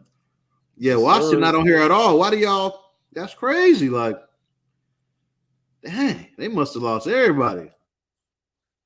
Mm-hmm. Oh, you said Washington? Yeah, Washington. That was just played for the national championship. I know they lost their head coach. Yeah. Penix gone, all the receivers gone, but damn, not ranked at all. So man, they had like three things, right? So they had the draft, right? So they lost players to the draft. Then their coach left and went to Alabama, so he took some players. But when they hired Arizona's head coach, he didn't get his best players from Arizona to come over. So they kind of like screwed. So if you hire him from Arizona, you think your best player's going to come. They were like, nah, we're good. We staying in Arizona. Yeah, that was crazy. I know the running back with him, but that was about it. Yep. Let me see something. Okay. Hey, we need 10 more likes to get Coach Prime on stage on Raffy, y'all. We got 10 more likes. That's sad. We almost 2 hours in. And we still haven't hit 80 likes. We haven't hit Y'all tripping, man. But hey, Oh, it we're is gonna what get it that is. easy. So We're gonna get that easy. Come on, guys. hey, let's slide down right here. So, do y'all feel the same about this? Is this too harsh or no? Oh, we got another super chat. Well done back again. He said 2016 home through for 5,000 yards and 41 touchdowns. Shit, are you for real? God damn. 5,000? 5,000. Hey, that's doable, man. Especially the touchdowns. Shadeur beat 33-34.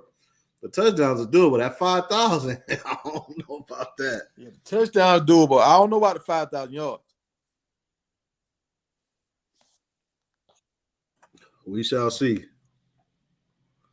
But hey, as he start approaching that record, that's gonna be the talk, man. Because you got Patrick Mahomes, pretty much the face of the NFL, Super Bowl champion, multiple Super Bowl champ. If Shadeur start approaching his record, so how y'all feel about this right here? They saying playoff or bust for Lane Kiffin.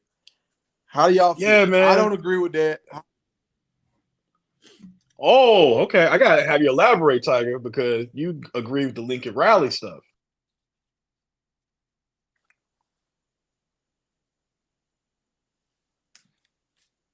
Go ahead.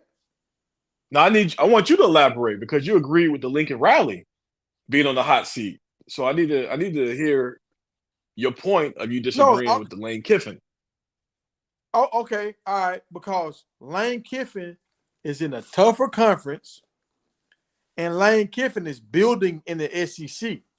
The SEC is not a walk in the park. And right now, everybody know they was already chopping at Nick Saban's heels. Now Nick Saban has stepped down. So it's like, okay, now he's going to win some more recruits now. And if he can end up being a solid team,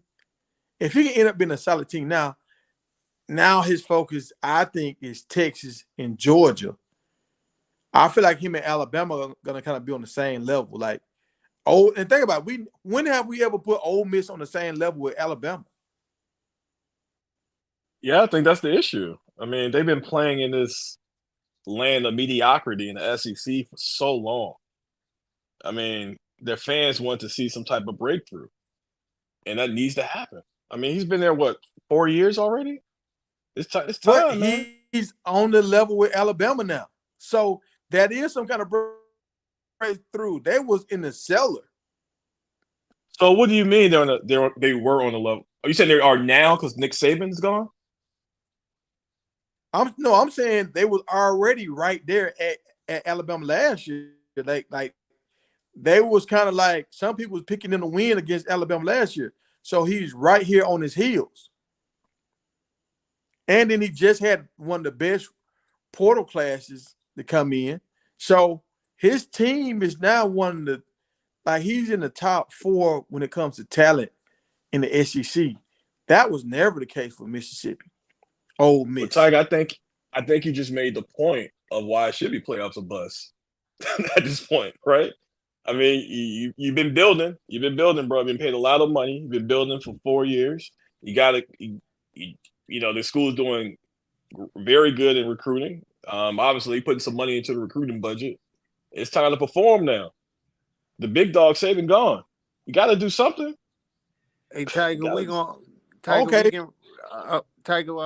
open up the panel for the chat to come up here if they want to. Yeah. We about to open it up. We got like 2 more slides and then we're gonna open it up. So just think about this right here. Okay. Say if he don't make it and they fire him, right? They fire him and then they bring in another coach and another coach slips back down and the program starts to digress. Yeah. I mean, listen, it probably shouldn't be playoff or bust, but it definitely should be some type of hot seat. Let's just say that. He should be put on notice. This is what I think about it. Playoff or bust doesn't necessarily mean that. When you got a team in your conference that won 3, was trying to do a 3-peat, and they was kind of like they still wasn't the big dog. You still had Alabama in the conference that was the big dog, and Georgia was the smaller dog, but they going for a three-peat. Like, that's some competition, dog. You can't really just say he should be at the top of the SEC. And now you got Texas and Oklahoma coming in there and Missouri doing everything. Like, this is not a walk in the park right now, bro. So why are you there? Y'all It's hear not a me? walk in the park. Can y'all hear me? Yeah, go ahead, Ron. Yeah, we can hear you. Go ahead. Yeah, playoff for Bus doesn't necessarily mean he's going to lose his job, but the playoff was expanded to 12 teams, dog. Ole Miss, they've been doing their thing.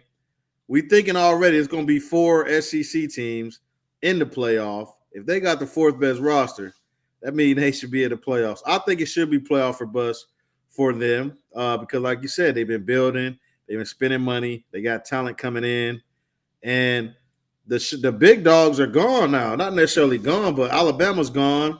We don't know what Georgia's going to look like. You know, it's a lot that goes into it, but I believe it should be playoff for Bus for him. Like, that don't mean he need to lose his job, but the goal should be it's a 12-team playoff. The goal should be to get in the playoff for sure. How many years has he been there? Let me ask you. He's been there 4 years. So if Prime 4 years was at Colorado 4 years, if Prime was at Colorado for 4 years, do you think for him at that point, is his 4th year, maybe going into the 5th, is it playoff for Bus for him? It's hard to say that because he's not in the SEC, bro. But what I'm saying is we know multiple SEC teams getting in. Yeah, to your point, now that you said that about the 4 teams from the SEC might get in, now, yeah, that is a valid point. And I'll digress on what I said. Yeah, if it's 4 SEC teams get in and he's not one of those 4, I can see some concern there, but I still wouldn't fire the man. But Tiger, you say, but he's in the SEC, but he also benefits from being in the SEC. He's going to get looks from recruits that no other conference is going to get just because he's in the SEC. He gets a ridiculous budget because he's the SEC. Have y'all seen that schedule? I don't see them losing more than 3 games with that schedule they got. And for being in the SEC, he's going to be able to have a losing record. Not a losing record, but he's not going to have a perfect season. He can lose 2-3 games and still get in the playoffs. That's the benefit of being in the SEC with the 12-team expansion. So I think because you can get an at-large spot. You don't have to win the conference. Yeah. Yeah, now that y'all say it like that, because I'm thinking the old way. Now that y'all say, I'm thinking he had to be like the top 2 team to make it in. Now y'all saying the 4 teams, yeah, he should make it in. But if he don't make it in because he lost to Alabama and he lost to Texas, I wouldn't fire the man. No, I wouldn't fire him, but he gonna get in, man. The expansion was for the SEC. When they were tired of only one SEC team getting in, multiple deserve because it is the toughest conference. They got the best teams, the best talent. So, there might even be 5 of them mugs in there, man. For real, he should be in definitely should be in the hot seat. I'm sorry. They said he's 35 and 34 and 15 though. That's not bad. No, that's well over 500. Answer the question hey, for the people that think he should get fired. Answer the question on the screen. If they fired him, who would they get to replace? Probably Chip Kelly. I don't say hell. Chip Kelly doesn't want to be a head coach again. You think he's done with it? Yeah, I think he's done with the head coach. Bro, I can't see Chip Kelly in no SEC, man. He's not an SEC coach. Heck no. I don't know, man. He need to be on the West if he's gonna be a head coach. Well, Lincoln Riley is a West Coast too, in my opinion. I don't know who they would unless they get Urban to come out. The only dude I can see them trying to get is and I don't know if they'll want him. Nah, because you gotta think about it, it's still Mississippi, y'all. A lot of dudes don't want to be in Mississippi. Mississippi is behind.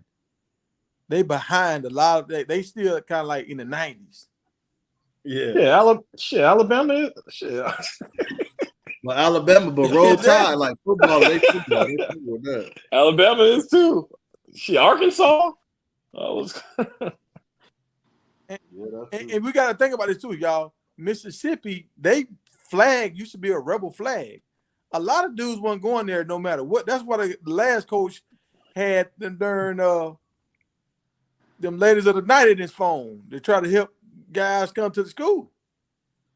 Hold on, but Georgia Old State flag was had a Confederate flag on it as well, right?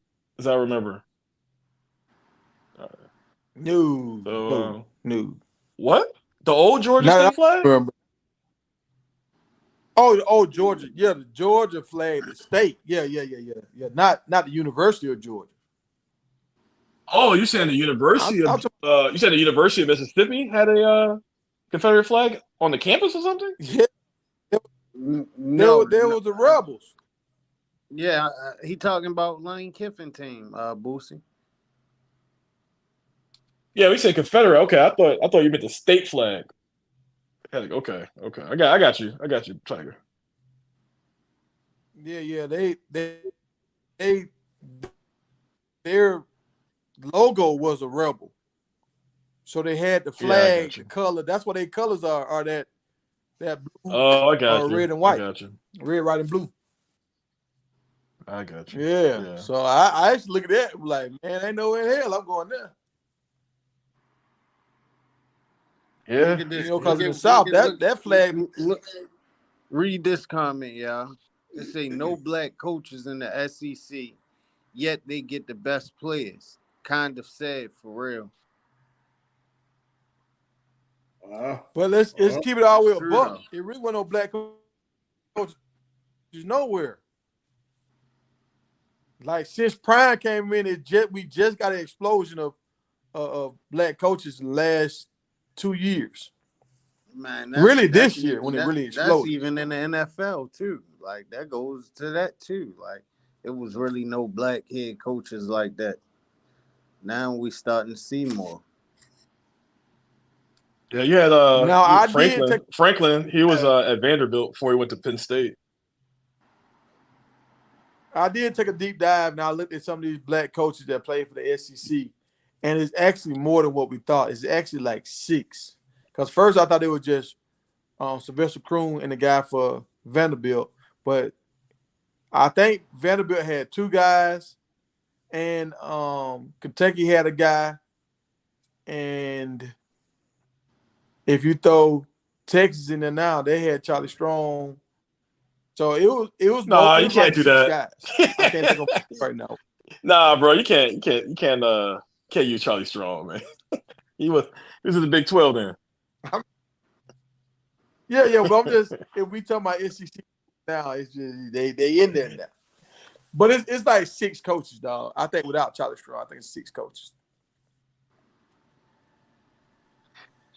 Yeah, man, but when you go to SEC, man, it's just a different country. It's just different down there. Yeah, and look, and this is another thing. What my man said, Wild Dog said, Mississippi got issues. Look at what Coach Prime went through in Jackson, Mississippi. You're right. Like Jackson, Mississippi, that's the capital of Mississippi. I seen an old documentary. They tried to get rid of the college a long time ago. Like they really don't want Jackson there at the capital. If they embrace Jackson, Mississippi would be lit right now. But they don't. They really want them to close down. Yeah. I mean, the SEC represents the poorest states in the country. It's just a different part of America down there. Yeah. So we got 84 likes, y'all. I'm gonna bring Coach Prime out. We got 84 likes, y'all, and I promise y'all, hey, we about to upgrade, y'all. We about to upgrade next week, y'all. We about to upgrade.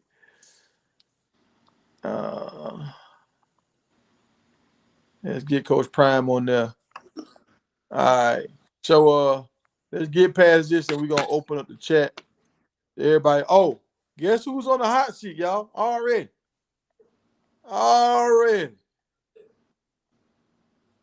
And man. And appreciate you, D, for motivating everybody to hit the like button. Look at here. I wish promo was on tonight. Sean Lewis, already feeling the heat a little bit. So what does it say? Yeah. I'm trying to see it's blocked out at the top, but it was like it says something like quickly under. I can't see the 88 blocking it. I think it's saying he's quickly under fire. This year, Coach Sean Lewis Aztecs added more than a dozen football recruits for 2025. But they said he kind of under fire already. No, it's say. That's not what it's saying. Yeah, that's not what it's saying. It's saying working quickly under first-year coach Sean Lewis, Aztecs add more than a dozen football recruits for 2025. It's not saying he's under the hot seat at all. I mean, he's on a hot seat at all. It's saying that he's you working. read it wrong. You read it wrong, Tiger. Well, Yeah, maybe he's working the better. whole thing. They giving him his big one on this one. They giving him kudos on this. So they giving him props on this. Let me look at the big picture. So they giving him I actually props. pulled it up on my phone. I pulled the actual article on my phone. They give him kudos. It's in the first sentence says the San Diego State football program has received an unprecedented number of commitments the past week, boosting the Aztecs 2025 recruiting class to 15 members. So he's doing well so far. Oh, okay, yeah, I see it. Yeah, he's saying working quick. All right. So they saying he's doing. So this lining up what promo saying. Promo said he already signed some big time guys. I feel like this. If he don't do well this time, this is gonna be his last head coaching job. This is how I feel. I could be wrong, but this is how I feel. I could be a hater, but this is how I feel.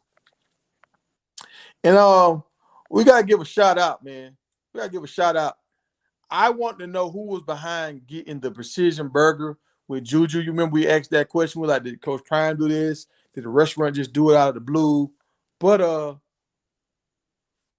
they in the comments they let us know.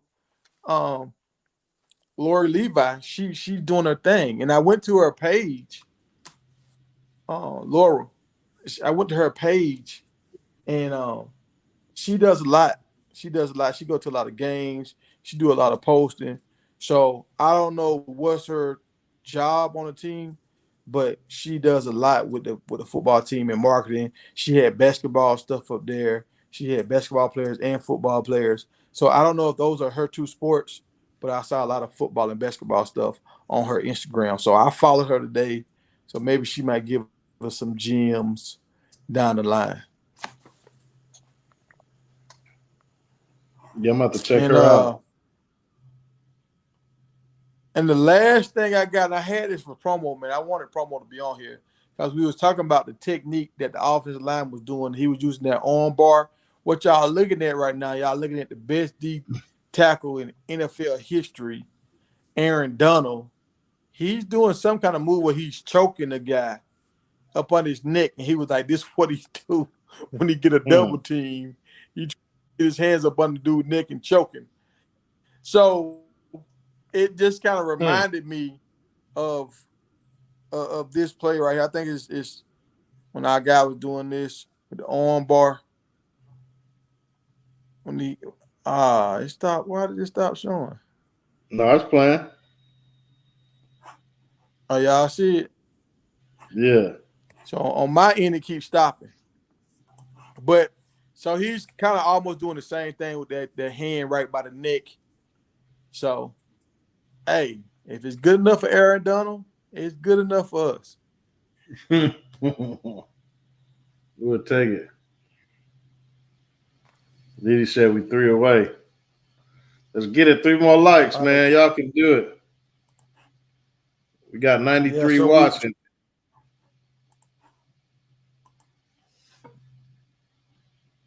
So we done with the slides, y'all. That was it. I got some videos and stuff I'm trying to show y'all. I'm working on, but y'all see how my internet is kind of giving me issues.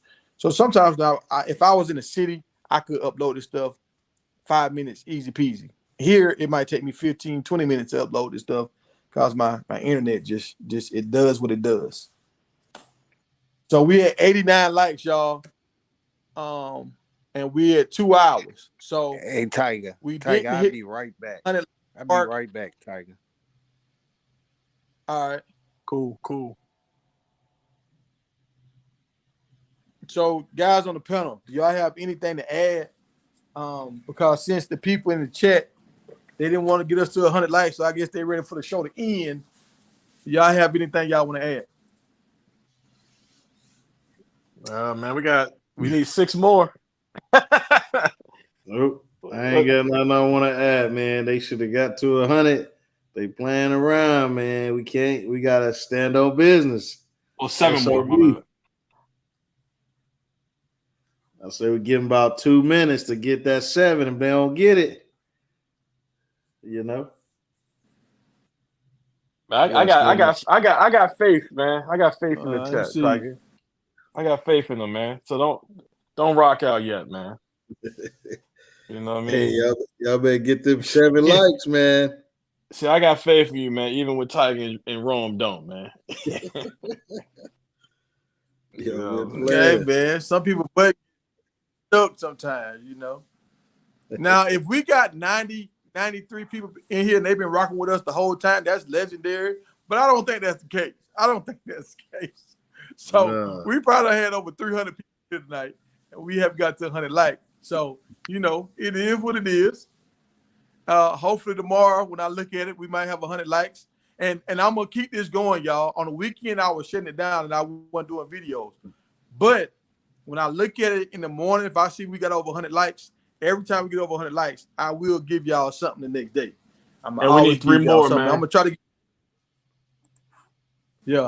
give y'all some content. I ain't going to y'all anything. Oh, and tonight I'm watching that Cam Newton and Shannon Sharp interview. I think that's going to be real juicy. And Cam Newton was going at his neck. I mean, Cam Newton coming out the box, hitting with all the body. You mean the Club Shay Shay one? Shannon, huh? You talking the Club Shay Shay one? Well, he went to.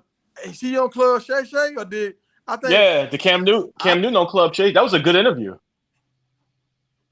Yeah. So Cam, they switched places. Cam is sitting in his spot.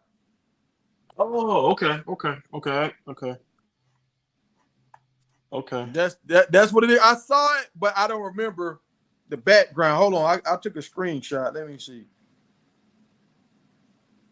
If you should definitely watch the Club Shay Shay one if you haven't watched it. Hey man, they say we over 100, Tiger. See, I thought Club Shay Shay had those brown chairs. This is at Cam Newton spot. He went the Cam Newton spot. Nah, bro, I watched the Club Shay Shay interview with Cam Newton. I know I'm not tripping that much. Unless they switch spots. This is when Cam Newton. No, Cam Newton interviewed Shannon Sharp last night. Oh, okay, that's a newer one. Okay, I got you. Yeah. And when I tell y'all Cam Newton coming off the top rope, hitting body blows, I'm talking about the gay rumors. He going there like why Shannon Sharp said he had to spend the night over a woman's house for 31 years, bro. I'm gonna watch it at the gym tomorrow. So I'm glad you told me about that. I'm gonna watch it at the gym tomorrow. Hey, but can I just give a shout out to the big Tiger media family for getting us past the 100 like mark. You know what I'm saying? I knew we were gonna do it. Had faith. Shout out to you all. You could be anywhere in the world, but you're here with us. Yeah. Shout out to Dino up the score with the super chat. We appreciate you. Go ahead, Tiger. We got Dino up the score in the building, man. Hey, Dino is a big time supporter. We support they got going on. He's the support we got going on. Dino up the score. Am I? All right. He was like, they've been cooking the whole time. Get the likes up. And he right. We've been cooking the whole time. Hey, it is what it is. We're in this new age. Yeah. People feel like they got to hold on to their likes. But We gonna get there, man. And Dino, you gonna get there too, dog. Hey, I love what y'all got going on over there, Dino. I wish I had more time so I could sit in. But when the season starts, for sure, I will be over there rocking with y'all. Heavy. Yeah, Ty, can you take the picture down so they can see us? But yeah, I want to actually give a shout out to Dino as well. Dino is a master at handling a panel. Sometimes he had like 6, 7, 8, 9 people on there, man, and he's just like a point guard up there. Hey, shout out to you, Dino, man. You run your shit real good out there, man. And if you guys have not checked out the show, you guys are missing out. Check it out if you're teleworking. Check it out if you're on your lunch break. The dude has a good show. I'm not sure if it's daily, but it seems like every time I log on, I see it. Shout out to you, man. Yeah, for sure. I was over there the other day, man. The boys be cooking, man. I was over there rocking with them. Yeah, shout out to Dino and his crew, man. They be doing their thug thizzle. Yeah. And you're right. Like, I like how Dino runs his show, and I like how Coach Hayes has his setup, and I like how Prime Sports Media, I like how he has his setup too. Like, all that right there, I like it, man. And I'm trying to get to that level where I do my own thing, but I wanna have that control like Dino. I want to have that presentation and that call in and all that kind of stuff like Coach Hayes. And I want to have my facts like my man Prime Sports Media. When I tell you he be hitting back to back to back, like he no hold up when he hit you with all the facts. He in and out of there. No, for sure.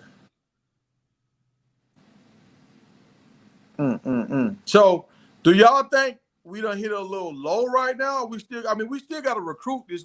We got 2 recruits this week, right? Yeah. Do we? Yeah. Or do we count the big guy from he committed on Monday, didn't he? The big fella? I thought it was Monday. It might have been Sunday. No, it was Monday. I know it was Monday. Yeah, so we got Gooden on Monday, and then we got Big Boy. What's his name? Is it Trey? I can't remember the last big guy we just got. The 6'8", 340 guy. Yeah. So we got 2 big linemen this week, so we still doing good. I think we just waiting on the Juju. We waiting on the Juju. Got me anxious. Yeah, man. We got a little piece of the pie this week, though. But Juju need to come on, man.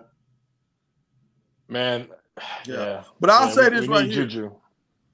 When you right offensive line intact, it don't matter who you got back there almost.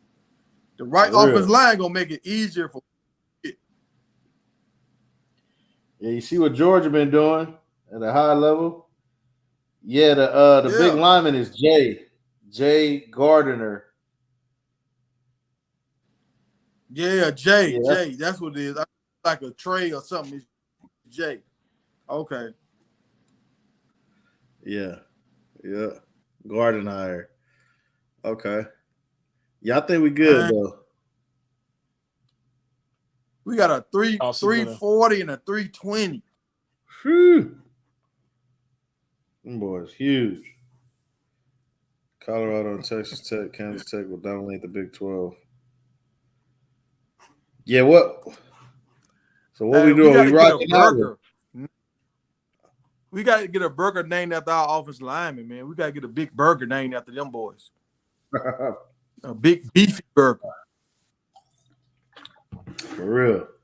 I'm sure Laura already working on it. You said name Laura, after our offensive line.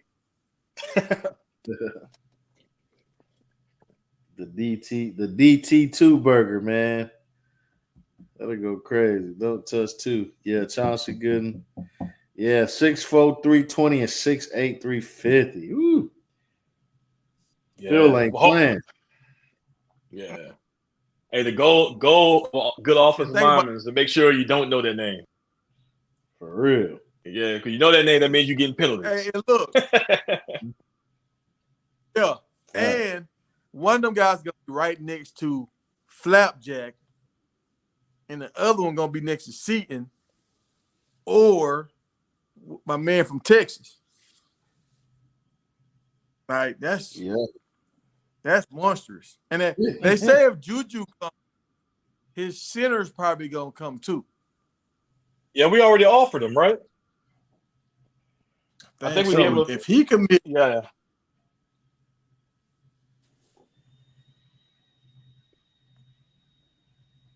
Yeah. And We see, need this is them all, the thing man. that a lot right now we're about to become the Georgia of the Big 12 because our offensive line is going to be better than everybody else in the Big 12. Like other people might have decent offensive lines, they might have good offensive line play, but when it comes to just the physicality and the girth and you know what I'm saying, like pause, we're gonna have a dominant offensive line. I remember when I played at my JUCO, our line averaged like 320 across the board, and we had the biggest line in JUCO. Now 320 for Colorado, that's gonna be light work. Yeah, we finna have some big boys, man. They're not gonna be able to do nothing with us, man. That's what happened when you bring a real O-line coach in. Mm-hmm. For real. If somebody hopping on, we got what other topics we got? What y'all think in the chat, man? Throw some questions out there. I like Dino be doing that, having them throw some questions in there, man. Them boys be running so smooth over there. It's crazy. Yeah, absolutely. Yeah. Put your comments in, put your questions in so we can address them.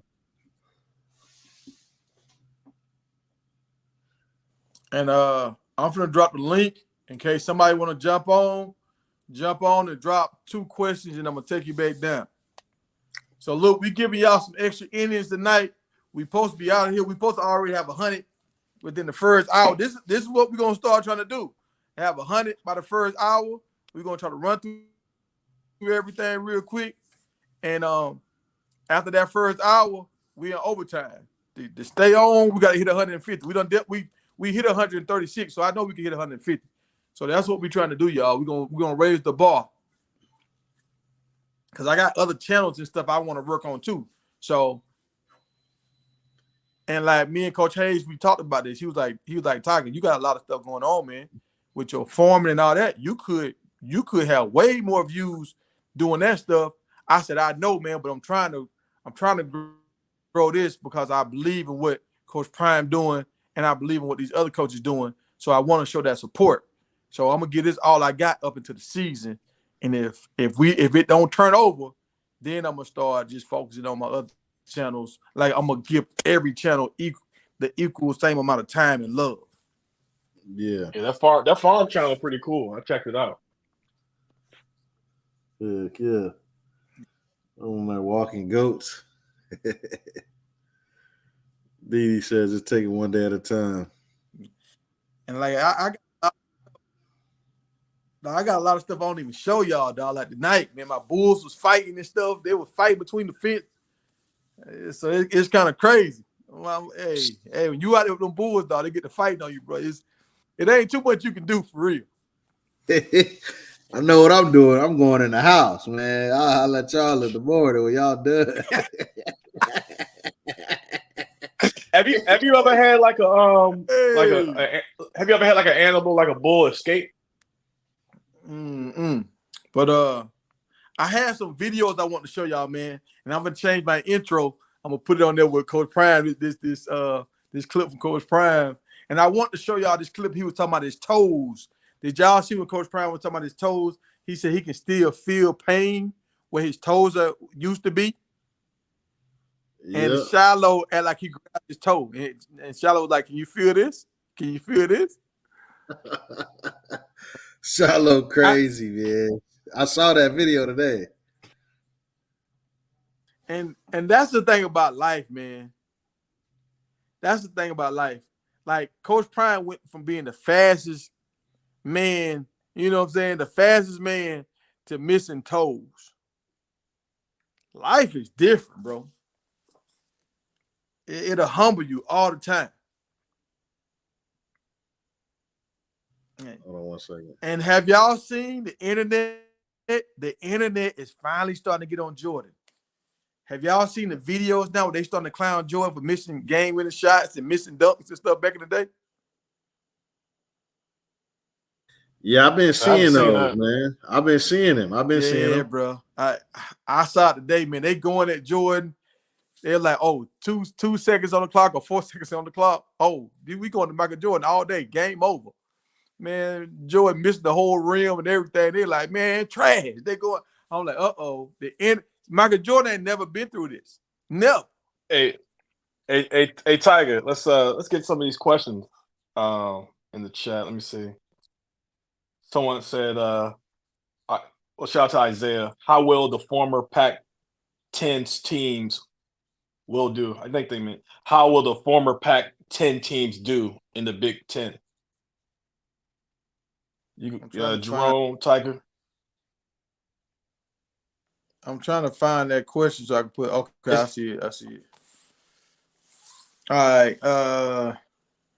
I actually think I think they're gonna do pretty well. The only thing, like the Arizona team, I don't really know how much depth they have because so many players left. But they got their core there. They quarterback and that wide receiver. So hopefully, and this their last hurrah. So hopefully they can do real good this year.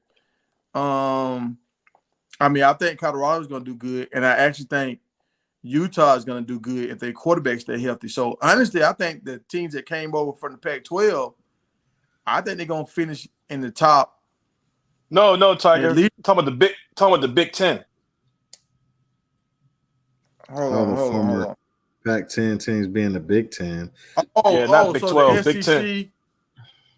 USC and UCLA. And then Oregon. Yeah. And Oregon. And Washington as well. I think Oregon is the only one that's gonna hold weight. I think USC gonna get pummeled, especially towards the end of the year when it get cold. Oregon used to the cold, and I feel like the same way with UCLA.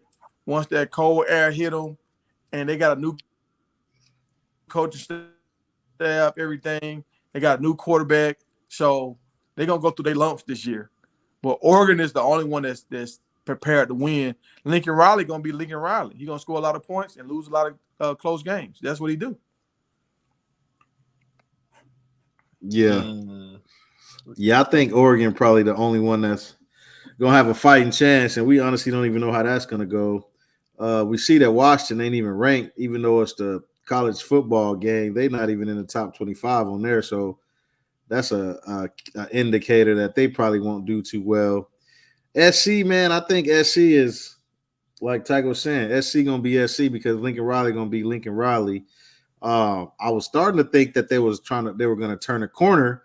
They had all these top defensive recruits, but since they all decommitting now, it seems like we're gonna get the same old SC defense that we normally get. And then is UCLA over there as well? I think they are. Yep, both. Yeah, both I want them to do well because brother over there, man. But it's gonna be growing pains. I feel like Colorado got blessed, man, to get sent to the Big 12 versus the Big 10, and but yeah, I think them teams gonna struggle early on. They may eventually get it together, but I can't see them doing anything right out the gate. Yeah, I'm not gonna be redundant, man. I think Rome and Tiger hit that question. Let's go one under. So, question for you, Tiger: have you ever been cow tipping? No, I have never been cow tipping, but I'm gonna tell you something about going cow tipping. Don't wear your good shoes, because when you out there in the middle of the night, you can't see nothing, and there's cow patties everywhere. And yeah. If you got your new shoes on, you're gonna be mad when you get to the car. I'm gonna tell you that. Let's see. Go one question under. Boosie, would you have played for or at North Dakota State University if a hot female recruiter knocked on your door? Can no recruiter get me to live in North Dakota? I don't care. I don't care who you are. But I tell you, if Alexis knocked, I would have thought about it a couple times. I would have thought about it. But nah, man. North Dakota can't do it. Can't do it, player. Can't do it.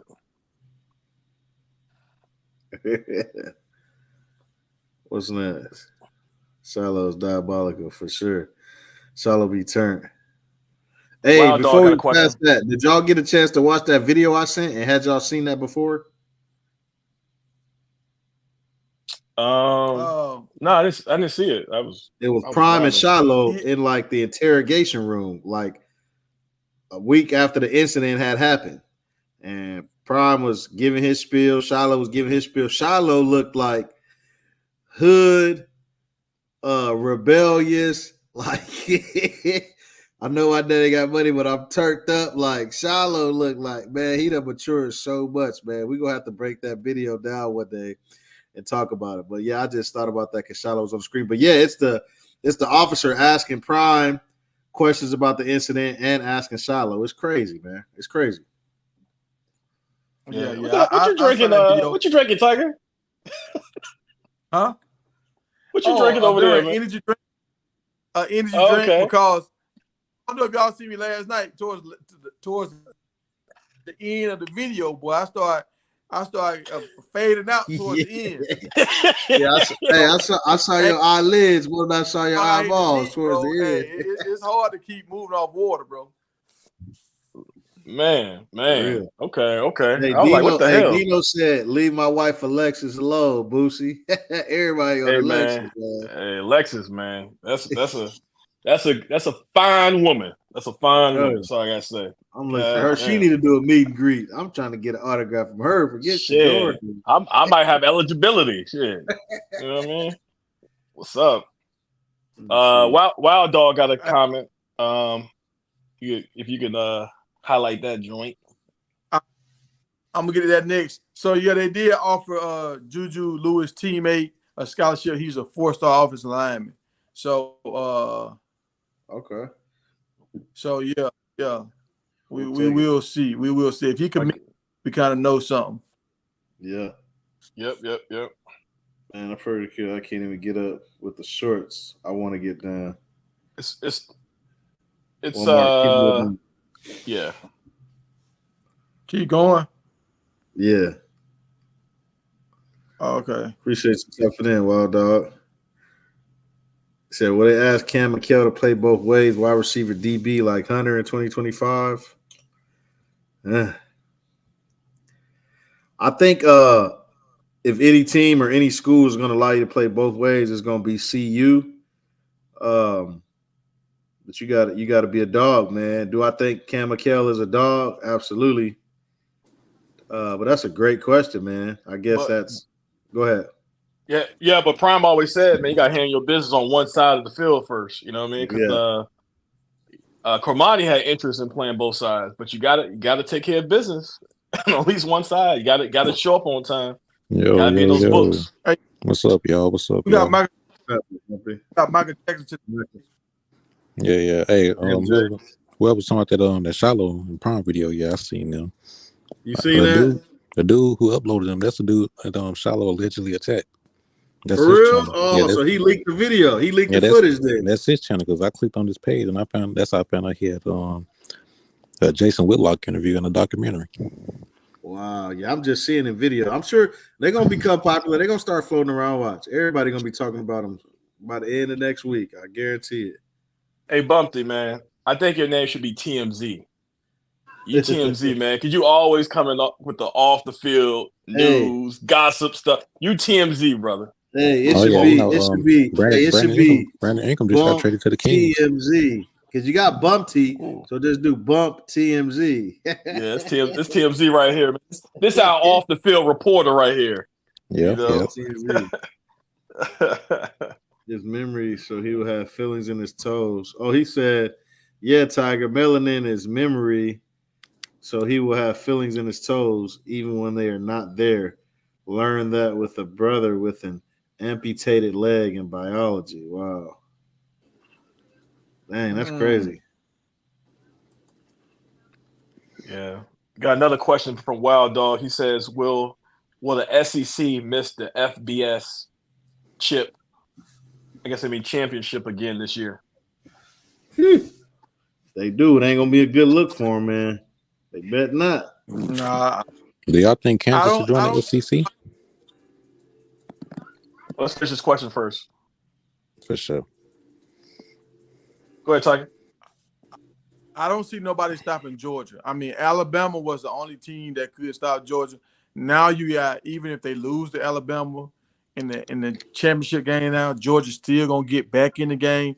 So and the Georgia team coming off a loss is nasty. So I don't think Georgia will be in the championship this year. Yeah. Bumpty, what were you gonna say? Oh yeah. Shit. Something. Damn, Something about Bumpty. Kansas. Damn, Bumpty. Damn. I'm getting old now. Shit. But anyway. Shit. Yeah. I kind of agree with Something Tiger. about Kansas. Never mind, Bumpty. We'll come back, man.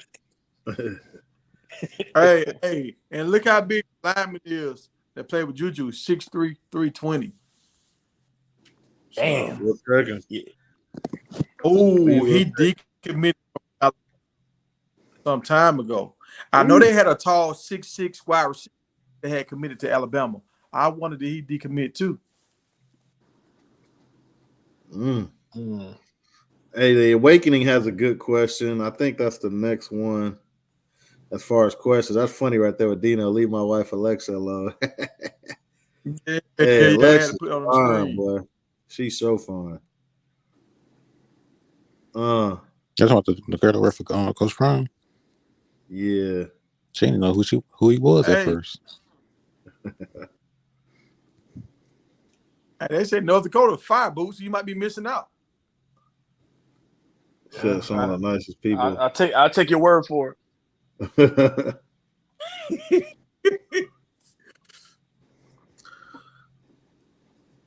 Hey, the Awakening said, Hey, when you get down there, go ahead. that red dirt will, especially if you wear some shoes with some white bottoms, that red clay will ruin them. I seen a red dirt ant pile You the go other to a day. cookout in the South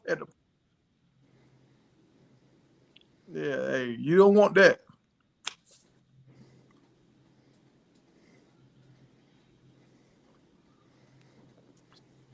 Hey, I don't think they because they all got paid or they went there for certain reasons. And some people just don't get along with how Coach Prime runs his ship. Some people, they used to the old way, and that's what they mind always saw, so that's what they want to go to. They don't want to try nothing new. Yeah, I don't think they regretting their decision, especially the ones that left for that bag, but they're gonna be watching. They ain't gonna have no choice. Charles Lester. Yeah, they gonna. Now, midway through the season, that might be a different story, and we will find out in the transfer portal next year.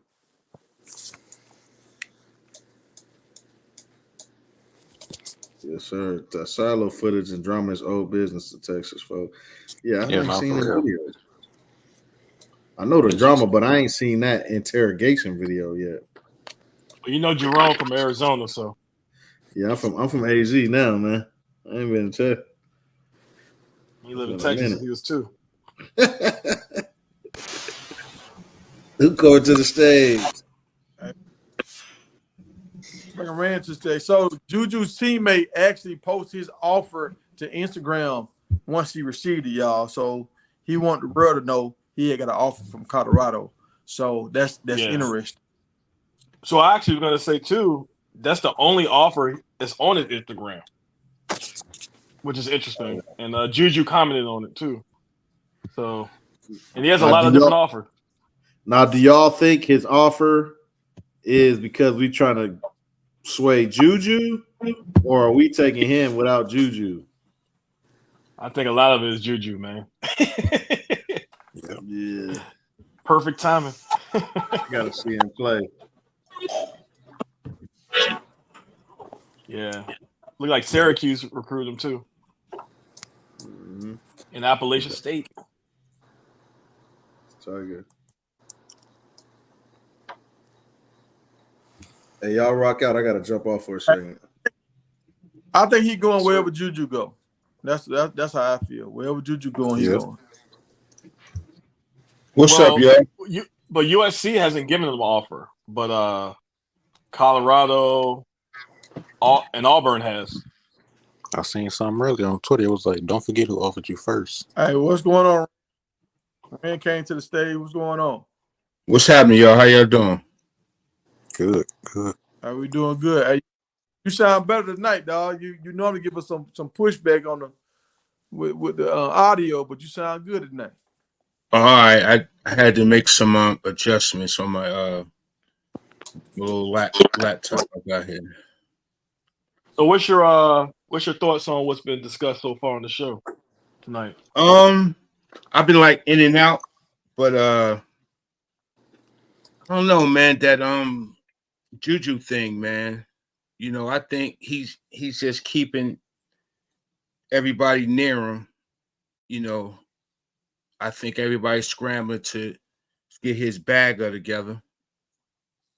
You know, so I don't think he's going to commit until like right up before the season. You know what I mean? So Okay. Plus those kids, man, are gonna do what they do, you know, and that's stay on the internet with it. You know, this is time. You know, I'm shining right now. So you know. So what do you think? Where do you think CU chances are of getting him? I think it's a little better than it's 50%. I think it depends on the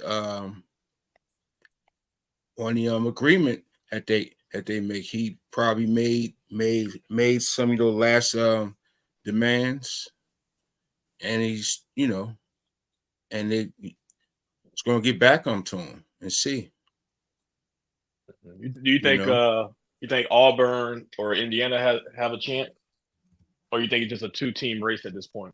I think it's a two-team race. I think he really likes Colorado from what I see, but I think business is still business at this point, and it's not necessarily like the biggest bag is whatever else comes with it, hell of a talent, man. I've been watching his stuff, smart kid, he knows what he's doing. He's not just an arm, you know what I'm saying? He's an actual quarterback. He knows how to play that position. Trained, I should say. You know what I'm saying? So, the kid's in a good spot, man. So now it's time to just take care of business. Yes, sir. Mm-hmm. You gonna say something, Tiger? No, go ahead. I'm brief. But like I was saying, like I was listening earlier, and y'all was talking about Syracuse, and how he's starting to sign all those kids. I'm telling you, he's going to eat up the Northeast. I'm telling you, he's going to eat that area up. Yeah, we'll see, man. I hate to be like a broken record, but Rutgers, they're doing very well in the Northeast right now recruiting. So Rutgers got some money too. They got some money. Yep. Yeah, you got Penn State right there too. Yeah, but yes. But and you got Maryland. Syracuse. Yeah, but that's true. You got Maryland, but usually, man, when it comes to Jersey, Pennsylvania, man, that Rutgers and Penn State eat that all up. And then, to a small degree, you got Temple, but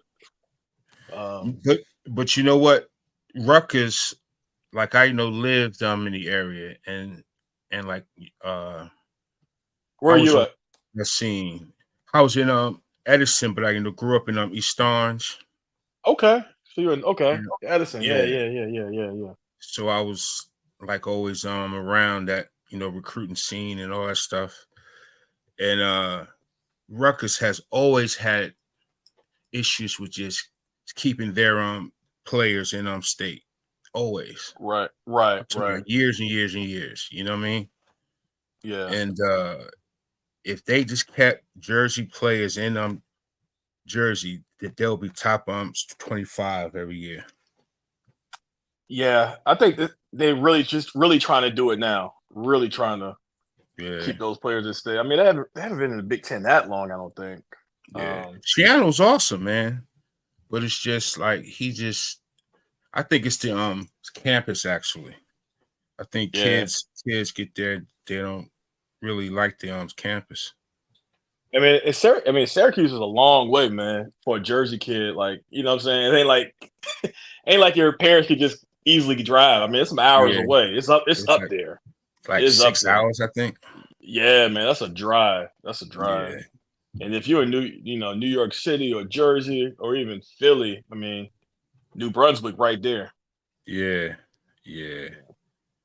We'll see, man. Shout out to Fran, man. Shout out to Fran. Mm-hmm. I'll say this right here. I feel like Rutgers is finna have a push, but I just feel like what Fran Brown and his staff is doing, I think is gonna be overwhelming. I don't really think people understand like how when you talk about family kind of atmosphere, I feel like they really gonna have a real family kind of atmosphere. Because I know what Fran Brown has been saying. He was just like, he just tell kids the truth. Most coaches lie to players. Most coaches tell players what to hear. And I've seen say Fran Brown, he'll sit and talk to little kids on the side, like talk to them and give them like a good 15 minutes of time. And he was like, most coaches wouldn't even talk to no random high school kids for no 15 minutes. But he just got a heart like that. So I feel like a lot of people are going to feel that. And like the same way how Coach Prime won a lot of people over when he was going out praying over kids and doing stuff like that, I think Coach Fran Brown is the same way. But you got to actually know him to feel that. Coach Prime, you get to see it because he always got cameras on him. Can I say something, Tiger? Go ahead. Just add something to what Tiger was saying. Did y'all see the Khalil Benson, him and his mother interview? No, I didn't know. Nobody seen it on Greg said it in B Watts. But basically his mother said the same thing. Like the reason this played a major factor in Khalil's recruitment. Prime was straightforward and honest with him. Like he wasn't the coach that he's not the type of coach that's gonna come to you and say, "Oh, bro, you're an amazing pass blocker. You're extremely good at run blocking. I see you as the number 2 overall pick. You really don't have no flaws in your game. Just one thing, but we could tweak that out."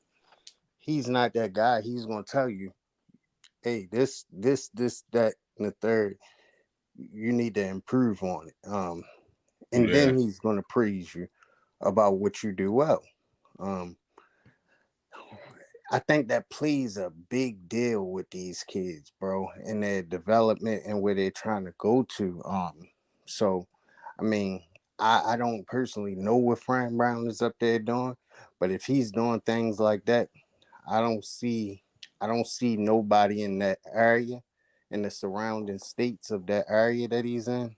I would recruit him. That's just my opinion about it. Yeah. My thing about him is, I'm sorry, go ahead, Ty. Hey, I think my biggest thing about Coach Fran Brown is you know what you're gonna get. He's steady. You know how some people switch up. Some people today they happy, the next day they kind of sad, the next day they own one and they cussing people out. Like from what I've seen with him, he's steady. you gonna get with it. Let me tell you, bro.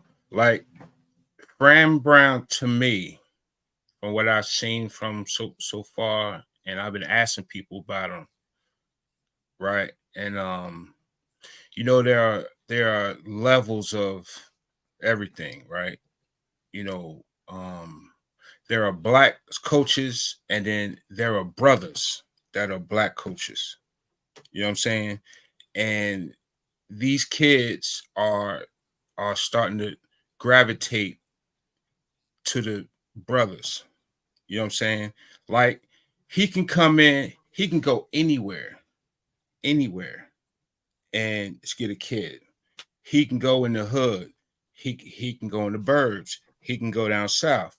He can go to California. You know what I'm saying? Like he's just one of those dudes. Like I don't know if you know, like if y'all know, like he's from Camden, and Camden is like, I'm trying to think.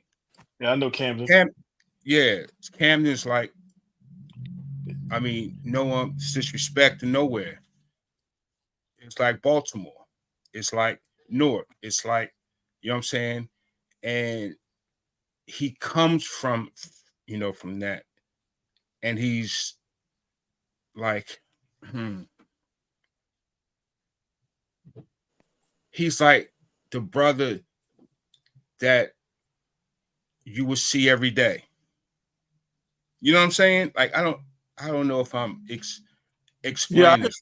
Like, you know and I feel like that's why a lot of people can relate to him because he seems real. Like he's not like how they look at Jordan and like, man, this Michael Jordan look like Black Jesus. Yeah. Like, and I feel like that's how Prime feels to a lot of people. When Prime walk in, kind of like how like some of these mega pastors when they walk in, but it's like Fran Brown, he comes in, and okay, it's Fran Brown, but I think he kind of make you feel at home around him. Right. That's what I'm getting so far. And like even I've seen some of the interviews and stuff. He talked to people, and they talking about coming out and doing picnics and stuff. And he was like, "Look, I'll come see you first, and you come see me next." Like he'll always put himself where he's the one doing the heavy lifting first, and now you got to follow with him next. So he's a stranger for putting in work to build a bridge. I will. And let me answer this question here. Will special teams be better this year? I think they will be better for multiple reasons. Now you got some guys that actually want to play special teams. The Western kid, the linebacker, he want to play special teams. And I think a lot of these coaches, like the linebacker they just brought in that played in the league, Thomas, he played a lot of special teams. And Coach Prime and a lot of these guys are teaching them like to make an NFL roster. A lot of times you have to be willing to things. And if the quickest way to get on a roster and to make an impact is through special teams. So I think a lot of guys are going to buy into that. And we have a lot of quality backup guys now that can actually run and can throw a lot of walk-ons on special teams. And sometimes 2 or 3 of them might stand out. But for the most part, you want big, fast guys that can run downfield and cover. And when you do that with your starters or your second team guys that's fighting to start, you get better special teams. That could tackle. That could block. You know what I mean? Quality kids. Yeah. It's different. A bunch of guys running 4.5s compared to a bunch of guys running 4.7s and 4.8s, covering punts and kickoffs. Right. Let's see. Philly in the building. You right across from Camden. I'm telling you, he's dope, man. He's dope guy. You see that on the screen, Tiger? Oh, you already passed. Okay. What? Nah, he's saying that What are you talking about? pretty much all the Penn State recruits. I guess they don't get a chance to go to Penn State. I guess they go to Rutgers. Yeah. And I saw that, and I'm like, that's probably what it used to be. But now, I think that might change. Yeah, that's what I'm saying. Rutgers, man. Been Rutgers and Penn State in PA, man. But yeah, Fran gonna be in there though. So it's a new day. Love it, man. I did not know Fran was from Camden. Yeah, That's wild. Okay. yeah. He gonna Cam tear ain't no that. joke, boy. Cam He ain't gonna no. tear that region up. I'm telling you. Hey, appreciate you, D, for hanging out with us, D. Appreciate you. All right, guys. I'm back for good now. Okay. Shout out, Will, All right. back in the building. Yeah, man. Shout out to Fran Brown. Fran Brown is a phenomenal recruiter. I'm just curious. Go ahead, Will. Fuck was that?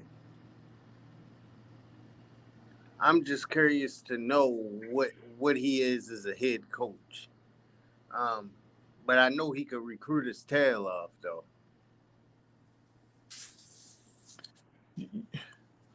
I'm gonna tell you who I think he is as a head coach. You remember the head coach for Arizona and the guy that coached Tampa when Tom Brady won the championship? Who? Oh, you talking about Bruce the other Arians? guy from Jersey? Bruce Arians. Bruce No, Arians. the Bruce brother Tiger. Arians, no, he talking No, about the Bruce white guy. Arians. I think it's Bruce Arrington or something Bruce like that. Arians. Let me Bruce tell you Arians. who he is. Bruce I can't Arians. think his name. Yeah, we telling you. We telling No. you. Bruce Arians. Yeah. What's the guy? What's the coach that's at? Is he in Tampa now? What's the head coach of Tampa? Right now? Yeah. I know it's a black guy that started. Yeah, off what's as his a name? He's defensive- from Jersey. Bowles or something like that. Todd Bowles or something like that. Todd Bowles. He I started believe out that's as a defensive coordinator for the New York Giants. Jets. who? Jets. I'm sorry, Jets. He was the coach What for them happened? too. Yeah. No, he was in New York. He was at New York at one point. That's what we're saying. Yeah. Brown. Why do you think he's like Brown? Because I think he's going to be able to speak these kids' language. He's going to be able to communicate with them kids in like another way. You know what I'm saying? Like, I don't want to sound crazy, but there are guys like the Penn State coach. What's his name? Franklin. I'm on sleepy, y'all. I apologize. Franklin, right? Franklin's a good coach, right? But is he a brother? You know what I'm saying? You know what I'm saying? Like, he's opposite of that, but it still has that same professionalism. You know what I'm saying? Like, he can. Yeah. You know what I'm saying? I don't want to sound crazy, like I'm, Yeah, like he's more relatable. Like the coach. Yeah, there you go. Penn Thank State, you. He a brother, but it's almost like it's the same old narrative. He kind of running his team just like coach. The depth is different. You know what I'm saying? More love. And the reason why I compare him to Bruce Arians, because like Bruce, like how Brian Leftwich got over there. Like Bruce reached out to him and said, "Look, man, I believe in you. I think you can come do it." He gave him a chance. And if you look at his staff was filled up with a lot of African Americans. Like he had the staff with the most American defense coordinator, offense coordinator, all that kind of stuff than anybody in the league. So I believe it's fair, and if he sees something in you, he's gonna give you a chance. That's why I'm saying it's about Fran Brown, his coaching staff. A lot of guys in his coaching staff, he gave a chance. He gave the offensive coordinator a chance to be an offensive coordinator. Nobody else would. The defense coordinator, same thing. Nick Williams, same thing. Like now he got a real position coach. So he's elevating a lot of guys because he believes in them. And but you know what? like that, man. But you know what, Tiger? Arians understood the struggle that black coaches have. You know what I'm saying? Yeah. And he give them shots. Yeah, and he didn't just give people like easy wins. He gave it to you if he felt like. I think the owner of the Indianapolis Colts, I think he's another one. Because it was times where he could have just parted ways with Tony Dungy, but he knew, and it's probably in his heart of hearts, like this man might not get another job right away, and he's just right there at the cusp of winning us the big one, and he hung in there, and it paid off for him. Yeah, but remember, Mike Tomlin gave Bruce Arians his Tomlin's another one. Yeah, but Mike Tomlin gave Bruce Arians his shot, and gave him his first OC job, which gave him the platform to eventually become a head coach. So so Aaron just paying it back. Yeah, paying it forward. Aaron's a brother anyway. Yeah, paying it forward. Yeah, I mean paying it back to the community. Brother anyway. Yeah. Hey, I'm looking at something. You remember that video where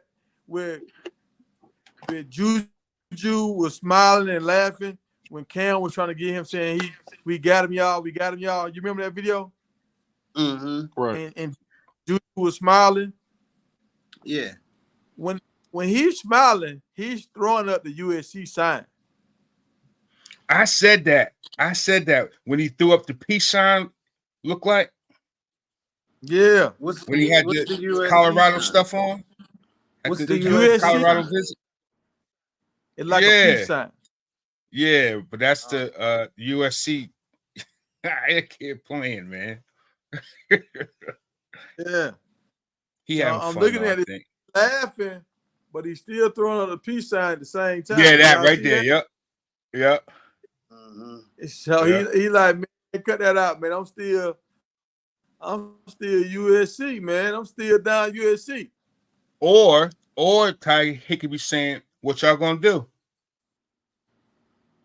You know what I'm saying? Yeah. What y'all gonna do? Yeah. If he goes to USC, bro, I'm gonna be pissed. I'm not gonna lie to you. But that's what these kids are doing. I'm gonna say this right here. He might be the first player I unfollow if he go to USC. I'm not gonna hate on him, but I might unfollow him though. But that kid, I from last year did that. I wish him well. I'm just gonna be mad at speaking from a Colorado support perspective.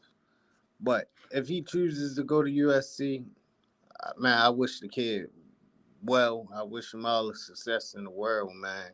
Because I mean, like, who doesn't want to go to school for free and go to school to do something that you love? Like, I just wish him well.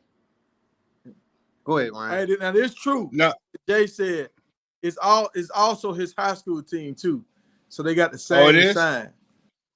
Yeah, they the Trojans in high school too. Okay, so he really having fun. He really playing.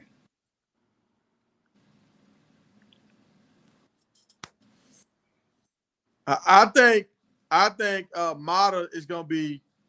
They asked who you think gonna be the starting kicker. I think Mata is gonna be the starting kicker inside the 30.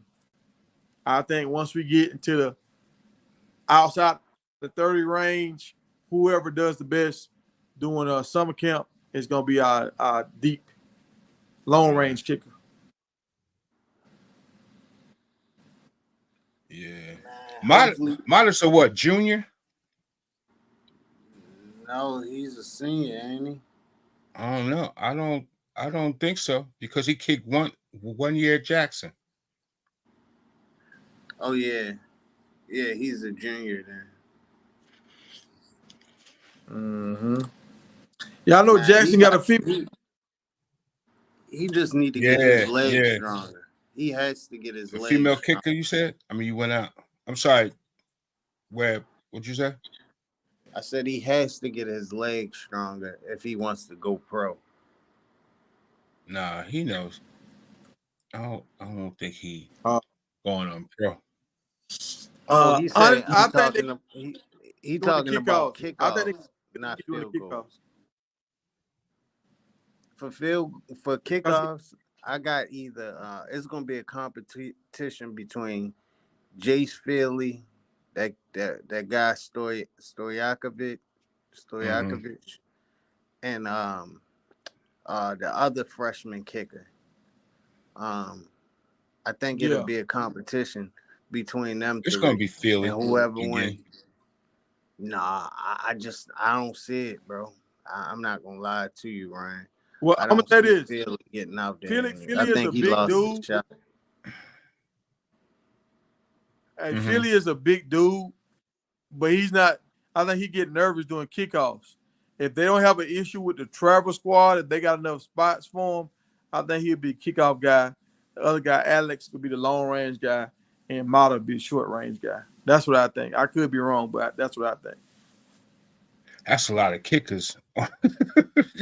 You know what I'm saying? It is, but kickers will win the game for you. You had to bring in those kickers because One of them got to be a backup punter. At least you don't want your team in the situation that they was in last season. You don't want that to happen again. But like then it was like a video game, bro. They were just kicking the ball out of bounds when they kicked it off. Like, yeah, come on, bro. It's not that hard. Yeah. I think Philly. I think that's the reason why he came back late, because I think his nerves get bad when he got a kick. I think so during this summer camp he's gonna have real competition now. So we'll see if he can stand the pressure or can he not handle the pressure. Yeah. Well, he should be able to. His dad was an NFL kicker, and he wasn't no bum. He had a long many years. career. Yeah. But you know what they say about that? Tough men make weak sons. Oh man, Tiger. Except for the I understand when your dad got you really have to get out the mud. Sometimes you don't have that dog in you like that. Yeah. Yeah. No, that's a saying. It has some truth sometimes. Except for the Bonds family. Yeah. Because remember, he lost his spot last year because he was missing field goals. Yeah. Yeah. And that's why they let Mata kick that one kick that was really out of Mata's range, because they didn't have confidence that Jay could hit it. Yeah. Yeah. Mata might be maxed out. Shots. I'm just telling y'all what I saw. Mm-hmm. Right. Yeah.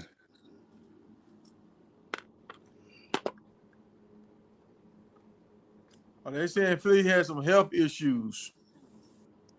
Oh, wow. Related to his heart.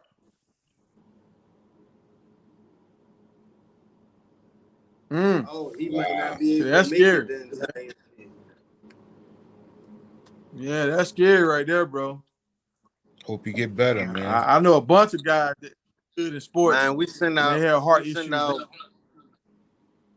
We send our best prayers and wishes to that young man from the Big Tiger Media and his panel. Man, we prayers and wishes to that young man, because I did not know that, Tiger. Yeah, and at the end of the day, your well-being is worth way more than football. So if that man got that might be why he took a while to start playing. Maybe he was trying to test out where he could play. That's a fact, because I haven't seen him. I haven't seen him since the summer started. I have not seen him since they've been back from that break. Yeah. I have not seen him. So Boosie, I got a question for you, Boosie. Now the team just went on break. Well, they go on break. What's today? Friday? They went on break today. When do you know when exactly they return, or a time frame? I thought it was the last week of July. But maybe the chat can help us. The last week of July. Yeah, 30 days.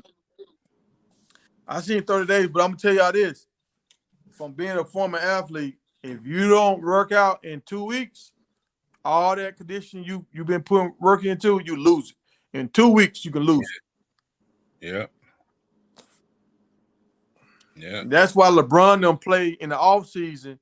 They don't stop playing, because if you stop playing and you go have fun like how they did back in the 80s, Good Lord. nah, it's hard to get your body back in. Mm-hmm. Bro, they can't. They was just on a spring break for almost 30 days, bro. This break can't be that long, y'all. Y'all not gonna sit up here and tell me that the break is 30 days. Like, come It's at on. least Like, that doesn't 2 even give weeks. you enough time for training camp, because they don't have the whole month of August. They play in August, that first game. Training camp is only 4 weeks, I thought. Yeah, maybe y'all can What- correct me, but I thought it was the last week of July to come back. What was yours, Tiger, back in the day? What was training camp? I can't remember. I'm gonna tell you this. Normally, how they're practicing right now, normally you go home now, and then we'll start showing back up after 4th of July, and we'll start doing our, like what they just did. We'll start doing that after 4th of July. Yeah. So they kind But of you being switched it up. But you being shells, right? Shells for like the first week. Well, no, we'll kind of show up and we'll just be running around, just getting your wind back.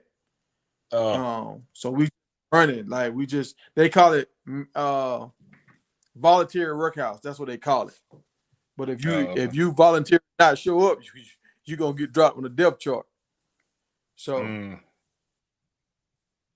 yeah, almost the same thing what they doing now. Like we out there playing in just regular clothes and cleats and no helmets, and you doing your stuff with the weight room guys, and then you'll go out and you'll do a scrimmage with the team, and we just do a light scrimmage, and the offense has certain plays and the defense has certain plays. Like you have somebody that's gonna call the plays, so the coaches tell you what to do, but they have certain people who's gonna be the captain of the team. They call the plays. Okay. Mm-hmm. So we used to come back right after 4th of July. Okay. So we officially enter the Big 12 like next month, right? Usually it's July. The official change. Is baseball season over? I think it's after like the last sport ends. I thought it was. Okay, you're probably right. Right. Mm-hmm. Yeah, that's when they do the official change. And so when is media day and all that? Do you know that? The Big 12 media August. day? That's Yeah, all it's August. August. Okay. Mhm. Okay. Yeah. I think Brian probably gonna go to this one. Because he couldn't go to the last one for the Pac-12. Oh yeah. Yeah, remember we had that surgery last year? Yeah, man. That guy, man, health wise been through, man, a lot, man, the last couple years, bro. I'm surprised. So y'all see like this? he's still coaching. They saying media day is July the 12th, and they're saying summer camp starts July the 31st. Okay. That makes sense. They said June the 9th, 10th, you're gonna be in Las Vegas. So I don't know. That's part of media day. I don't know what's that. What's the 9th and 10th? Yeah, July 9th and 10th. Somebody else that's said the media day. 9th and 10th. So that's when they're in Las Vegas. Yeah, that makes sense then. Because I was like, hold on, August sounds too late. That's when they're gonna be in fall camp. So yeah, media day coming up. Dang, it's right here. We're almost there, fellas. Hey, Big Tiger, man, we gotta get you in media day next year, 2025, man. Reserve a spot for Big Tiger Media. Man, look here. To get me in media day, y'all gonna have to put a muzzle on me, bro. Man, Tiger, could you imagine? But I got some stuff in store, y'all. I'm just trying to get all this stuff. It's a lot. Once I get everything going how I want it, and it's gonna get crazy, y'all. I already know it's gonna get crazy. So, and once we start doing these interviews, when Webb start doing these interviews, that's gonna get crazy too. So, yeah. You could probably reach out to some of them guys, man, to start interviewing them. Like Yeah, I can, but yeah, I can and I do interviews, but really, I don't love doing interviews, but I can do it, but I don't really love it. Yeah. Oh, so that means when they come back from break, you know how we see like on that indoor playing field, you see like the Big 12 logo. That's probably gonna be gone. That's probably gonna be gone because they say it becomes an official member on July 1st. Oh, okay. Yeah, it usually changes in July. Yeah, and then the jersey is going to change with the Big 12 patch too. Yeah, so Monday they become official on Monday. Yeah, still technically still technically And a Pac-12 school. 10 to 15 players are going. Really? Hold on, are going comments to Colorado doing a recent interview. Hold on. He said 10 to 15 players committed to Colorado. Oh. What's that? So I wonder how many class? So July 13th, he said it's going to be a slew of players committing to Colorado. 10 to 15 players. I wonder how many players going to media day. It's only 2, I thought, right? All right, so I got a question. I think it's more for the Big 12. Y'all talking about media day. Who do y'all think will be the representatives as far as the team goes? Yes. For, Colorado. Yes. Yeah, we're talking. So I mean, of course, Shadeur and Travis. I think Big 12 have more than the Pac-12. I think you gotta. I think Khalil Benson. I think you gotta send what's my dude name? Shane Coates. Then you gotta send him. Yeah. Yeah. Oh, the governor. Oh, the governor. Yeah, that's perfect. Yeah. Yeah. I think Justin Mayers, man. They put him in front of a camera. If you ever watch like a lot of CU media stuff, bro, they love putting in front of the camera. That dude's he's a well-spoken, smart dude, man. And he's hilarious. I think I think a lot of people gonna have questions for my top 3. I think LeJohntay Weston and Travis and Shadeur. A lot of people gonna have questions for them. I don't know if you could send LeJohntay. Yeah, I'm about to say the same thing. Why? Yeah. Why? Nah. You knew? I don't want to say it on this. Yeah, I know. I'm with you. I'm with you. Well. Yeah, I'm not gonna do that. Yeah. But shout out to LeJohntay. You know why we signed that LeJohntay. Well, I'm gonna say this right here. Coach Prime said he wanted him to be a leader on the team. So Coach Prime believe in him. Yeah, but that's and I know Coach Prime that's on the field and in the locker room. But it's not necessarily about leadership. This is media. So you want people who are media trained and well spoken. Well spoken, absolutely. Absolutely. The governor's perfect though. I think you agree. No, Shane Coates perfect. I think Hill Green will be a guy there because he'll suit kind of professional. Yeah. I wouldn't mind that, but I like those picks right there. Shadeur, Travis Hunter, Shane Coates, and the governor. I think, and if you want to throw a Khalil Benson or Justin Mears in there, I mean, you could, but I think those four guys could represent Prime, Colorado well. Prime Yeah, I mess agree. I around agree. and send Seaton there. Now, Hey, I will say I this understand about Seaton. Seaton is well spoken to be that young. He is well Freshman, spoken. five-star. Yeah, usually you want to send more of a seasoned player, but George C will have his chance. Yeah. Yeah. And I understand what you're saying, Clint, but this is their first time in this conference. They just changed. They've been in 3 different conferences in the last 3 years. So you want to bring your big dogs out to put on the show because you're trying to get the buzz going. Plus they Heisman hopefuls. Especially, Shadeur and Travis. So Right. Hold on, wasn't Travis Hunter there last year? Shadeur and Travis tipped the scale. It was only Travis. It was only Travis and Shadeur last year, and then Charles Kelly went in place of Prime. yeah. Okay. Okay. I know Prime will be there this year.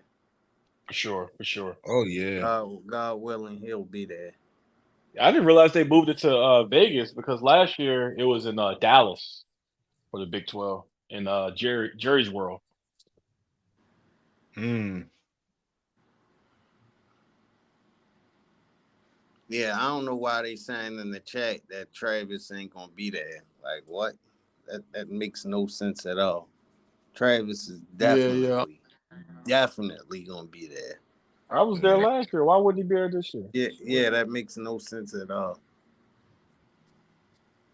Hey, is the like for a regular school? For a regular school, yeah, you switch it up and you bring other people. But when you got some guys that's meteors and they're gonna get all this attention, you gotta bring them or people gonna look at you sideways. First of all, you got to bring a starting quarterback. Got to do that.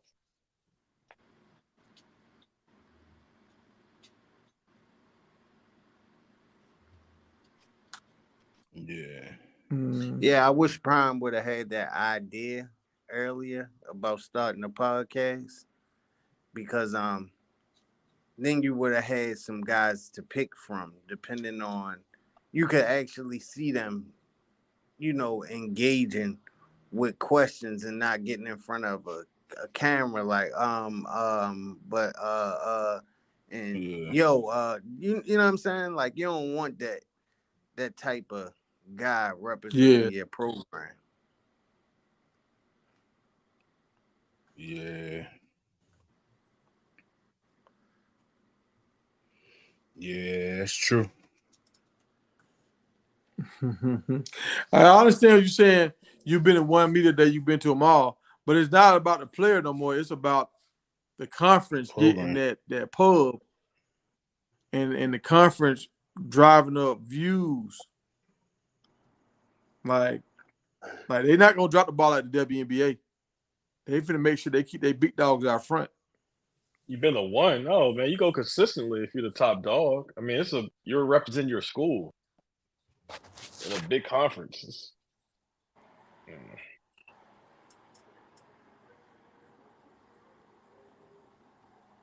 Yeah.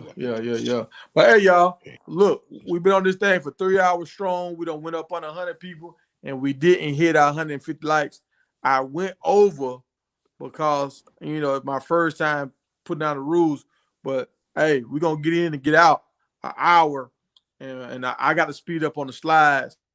But we're gonna get in and get out an hour, and they got to show love for us to keep the show going. I appreciate y'all for rocking with me, but we got other fish to fry. So and I've been like Shannon Sharp. Shannon Sharp said he can't even have a wife because he doing so many like jobs and order. Shannon Sharp said he called his people 2 a.m. when he got ideas about the show, and they better answer the phone. Shannon Sharp say his people don't go on vacation unless he go on vacation. So I've been working like that for real, and but I gotta get better. And sometimes when I'm on like this for a long time, I'm not doing the other things I need to do. So for me to stay on this long, I need to love to keep it, to make it make sense. Right. I feel you, I bro. be sharpening my skills. Give y'all a better show. All right, Tiger. But I get up with you. I get up with you tomorrow, Tiger. All right, y'all. Y'all be Hey, safe, Wad, man. And, what's your email, Wad? I'm gonna put it in the back chat real quick. Oh, all right. I feel you. Hey, Tiger, you gonna let the audience know when's the next live? Yeah, we're gonna go live tomorrow night. We're gonna go live tomorrow night at 10. We're gonna go live tomorrow night at 10, man. I'm gonna try to get JB on. I've been trying to get him on the last 2 days. Because I want to give y'all some updates. He had some good insight about these running backs and stuff out the Big 12, and he was gonna update us on his son. And I'm gonna ask him some of these questions about these 5 stars. Do they get back? Chat? Got it. And all that kind of. So like his son. Oh, and I got y'all some good stuff he was telling me about. They was at a camp the other day, at a Georgia camp, and he was going against some of the best running backs in the nation. And when I tell you, Kirby came in there and was like, hey, man, what the hell going on here? What the hell? Is he really this good? Yeah. Against some of the best guys in the nation, and they upperclassmen. And Kirby was like, how is he this good this fast? But, who's this you talking about, Tiger? I'm talking about this recruit coming out of Georgia. One of my close friends, his son, okay. Andrew Beard II. Yeah. Andrew Beard II. He was. They broke a thing this year. There was the freshman playing his all-star team. They beat the sophomores. Their team only scored when he was on the field. So wow, that's position nice. He is. He played safety too. He made first team all region at safety. Good Lord. And he was offensive. He was offensive MVP in the All-Star game playing running back. That's who this guy is. He different, man. Dang, he's gonna do well at CU.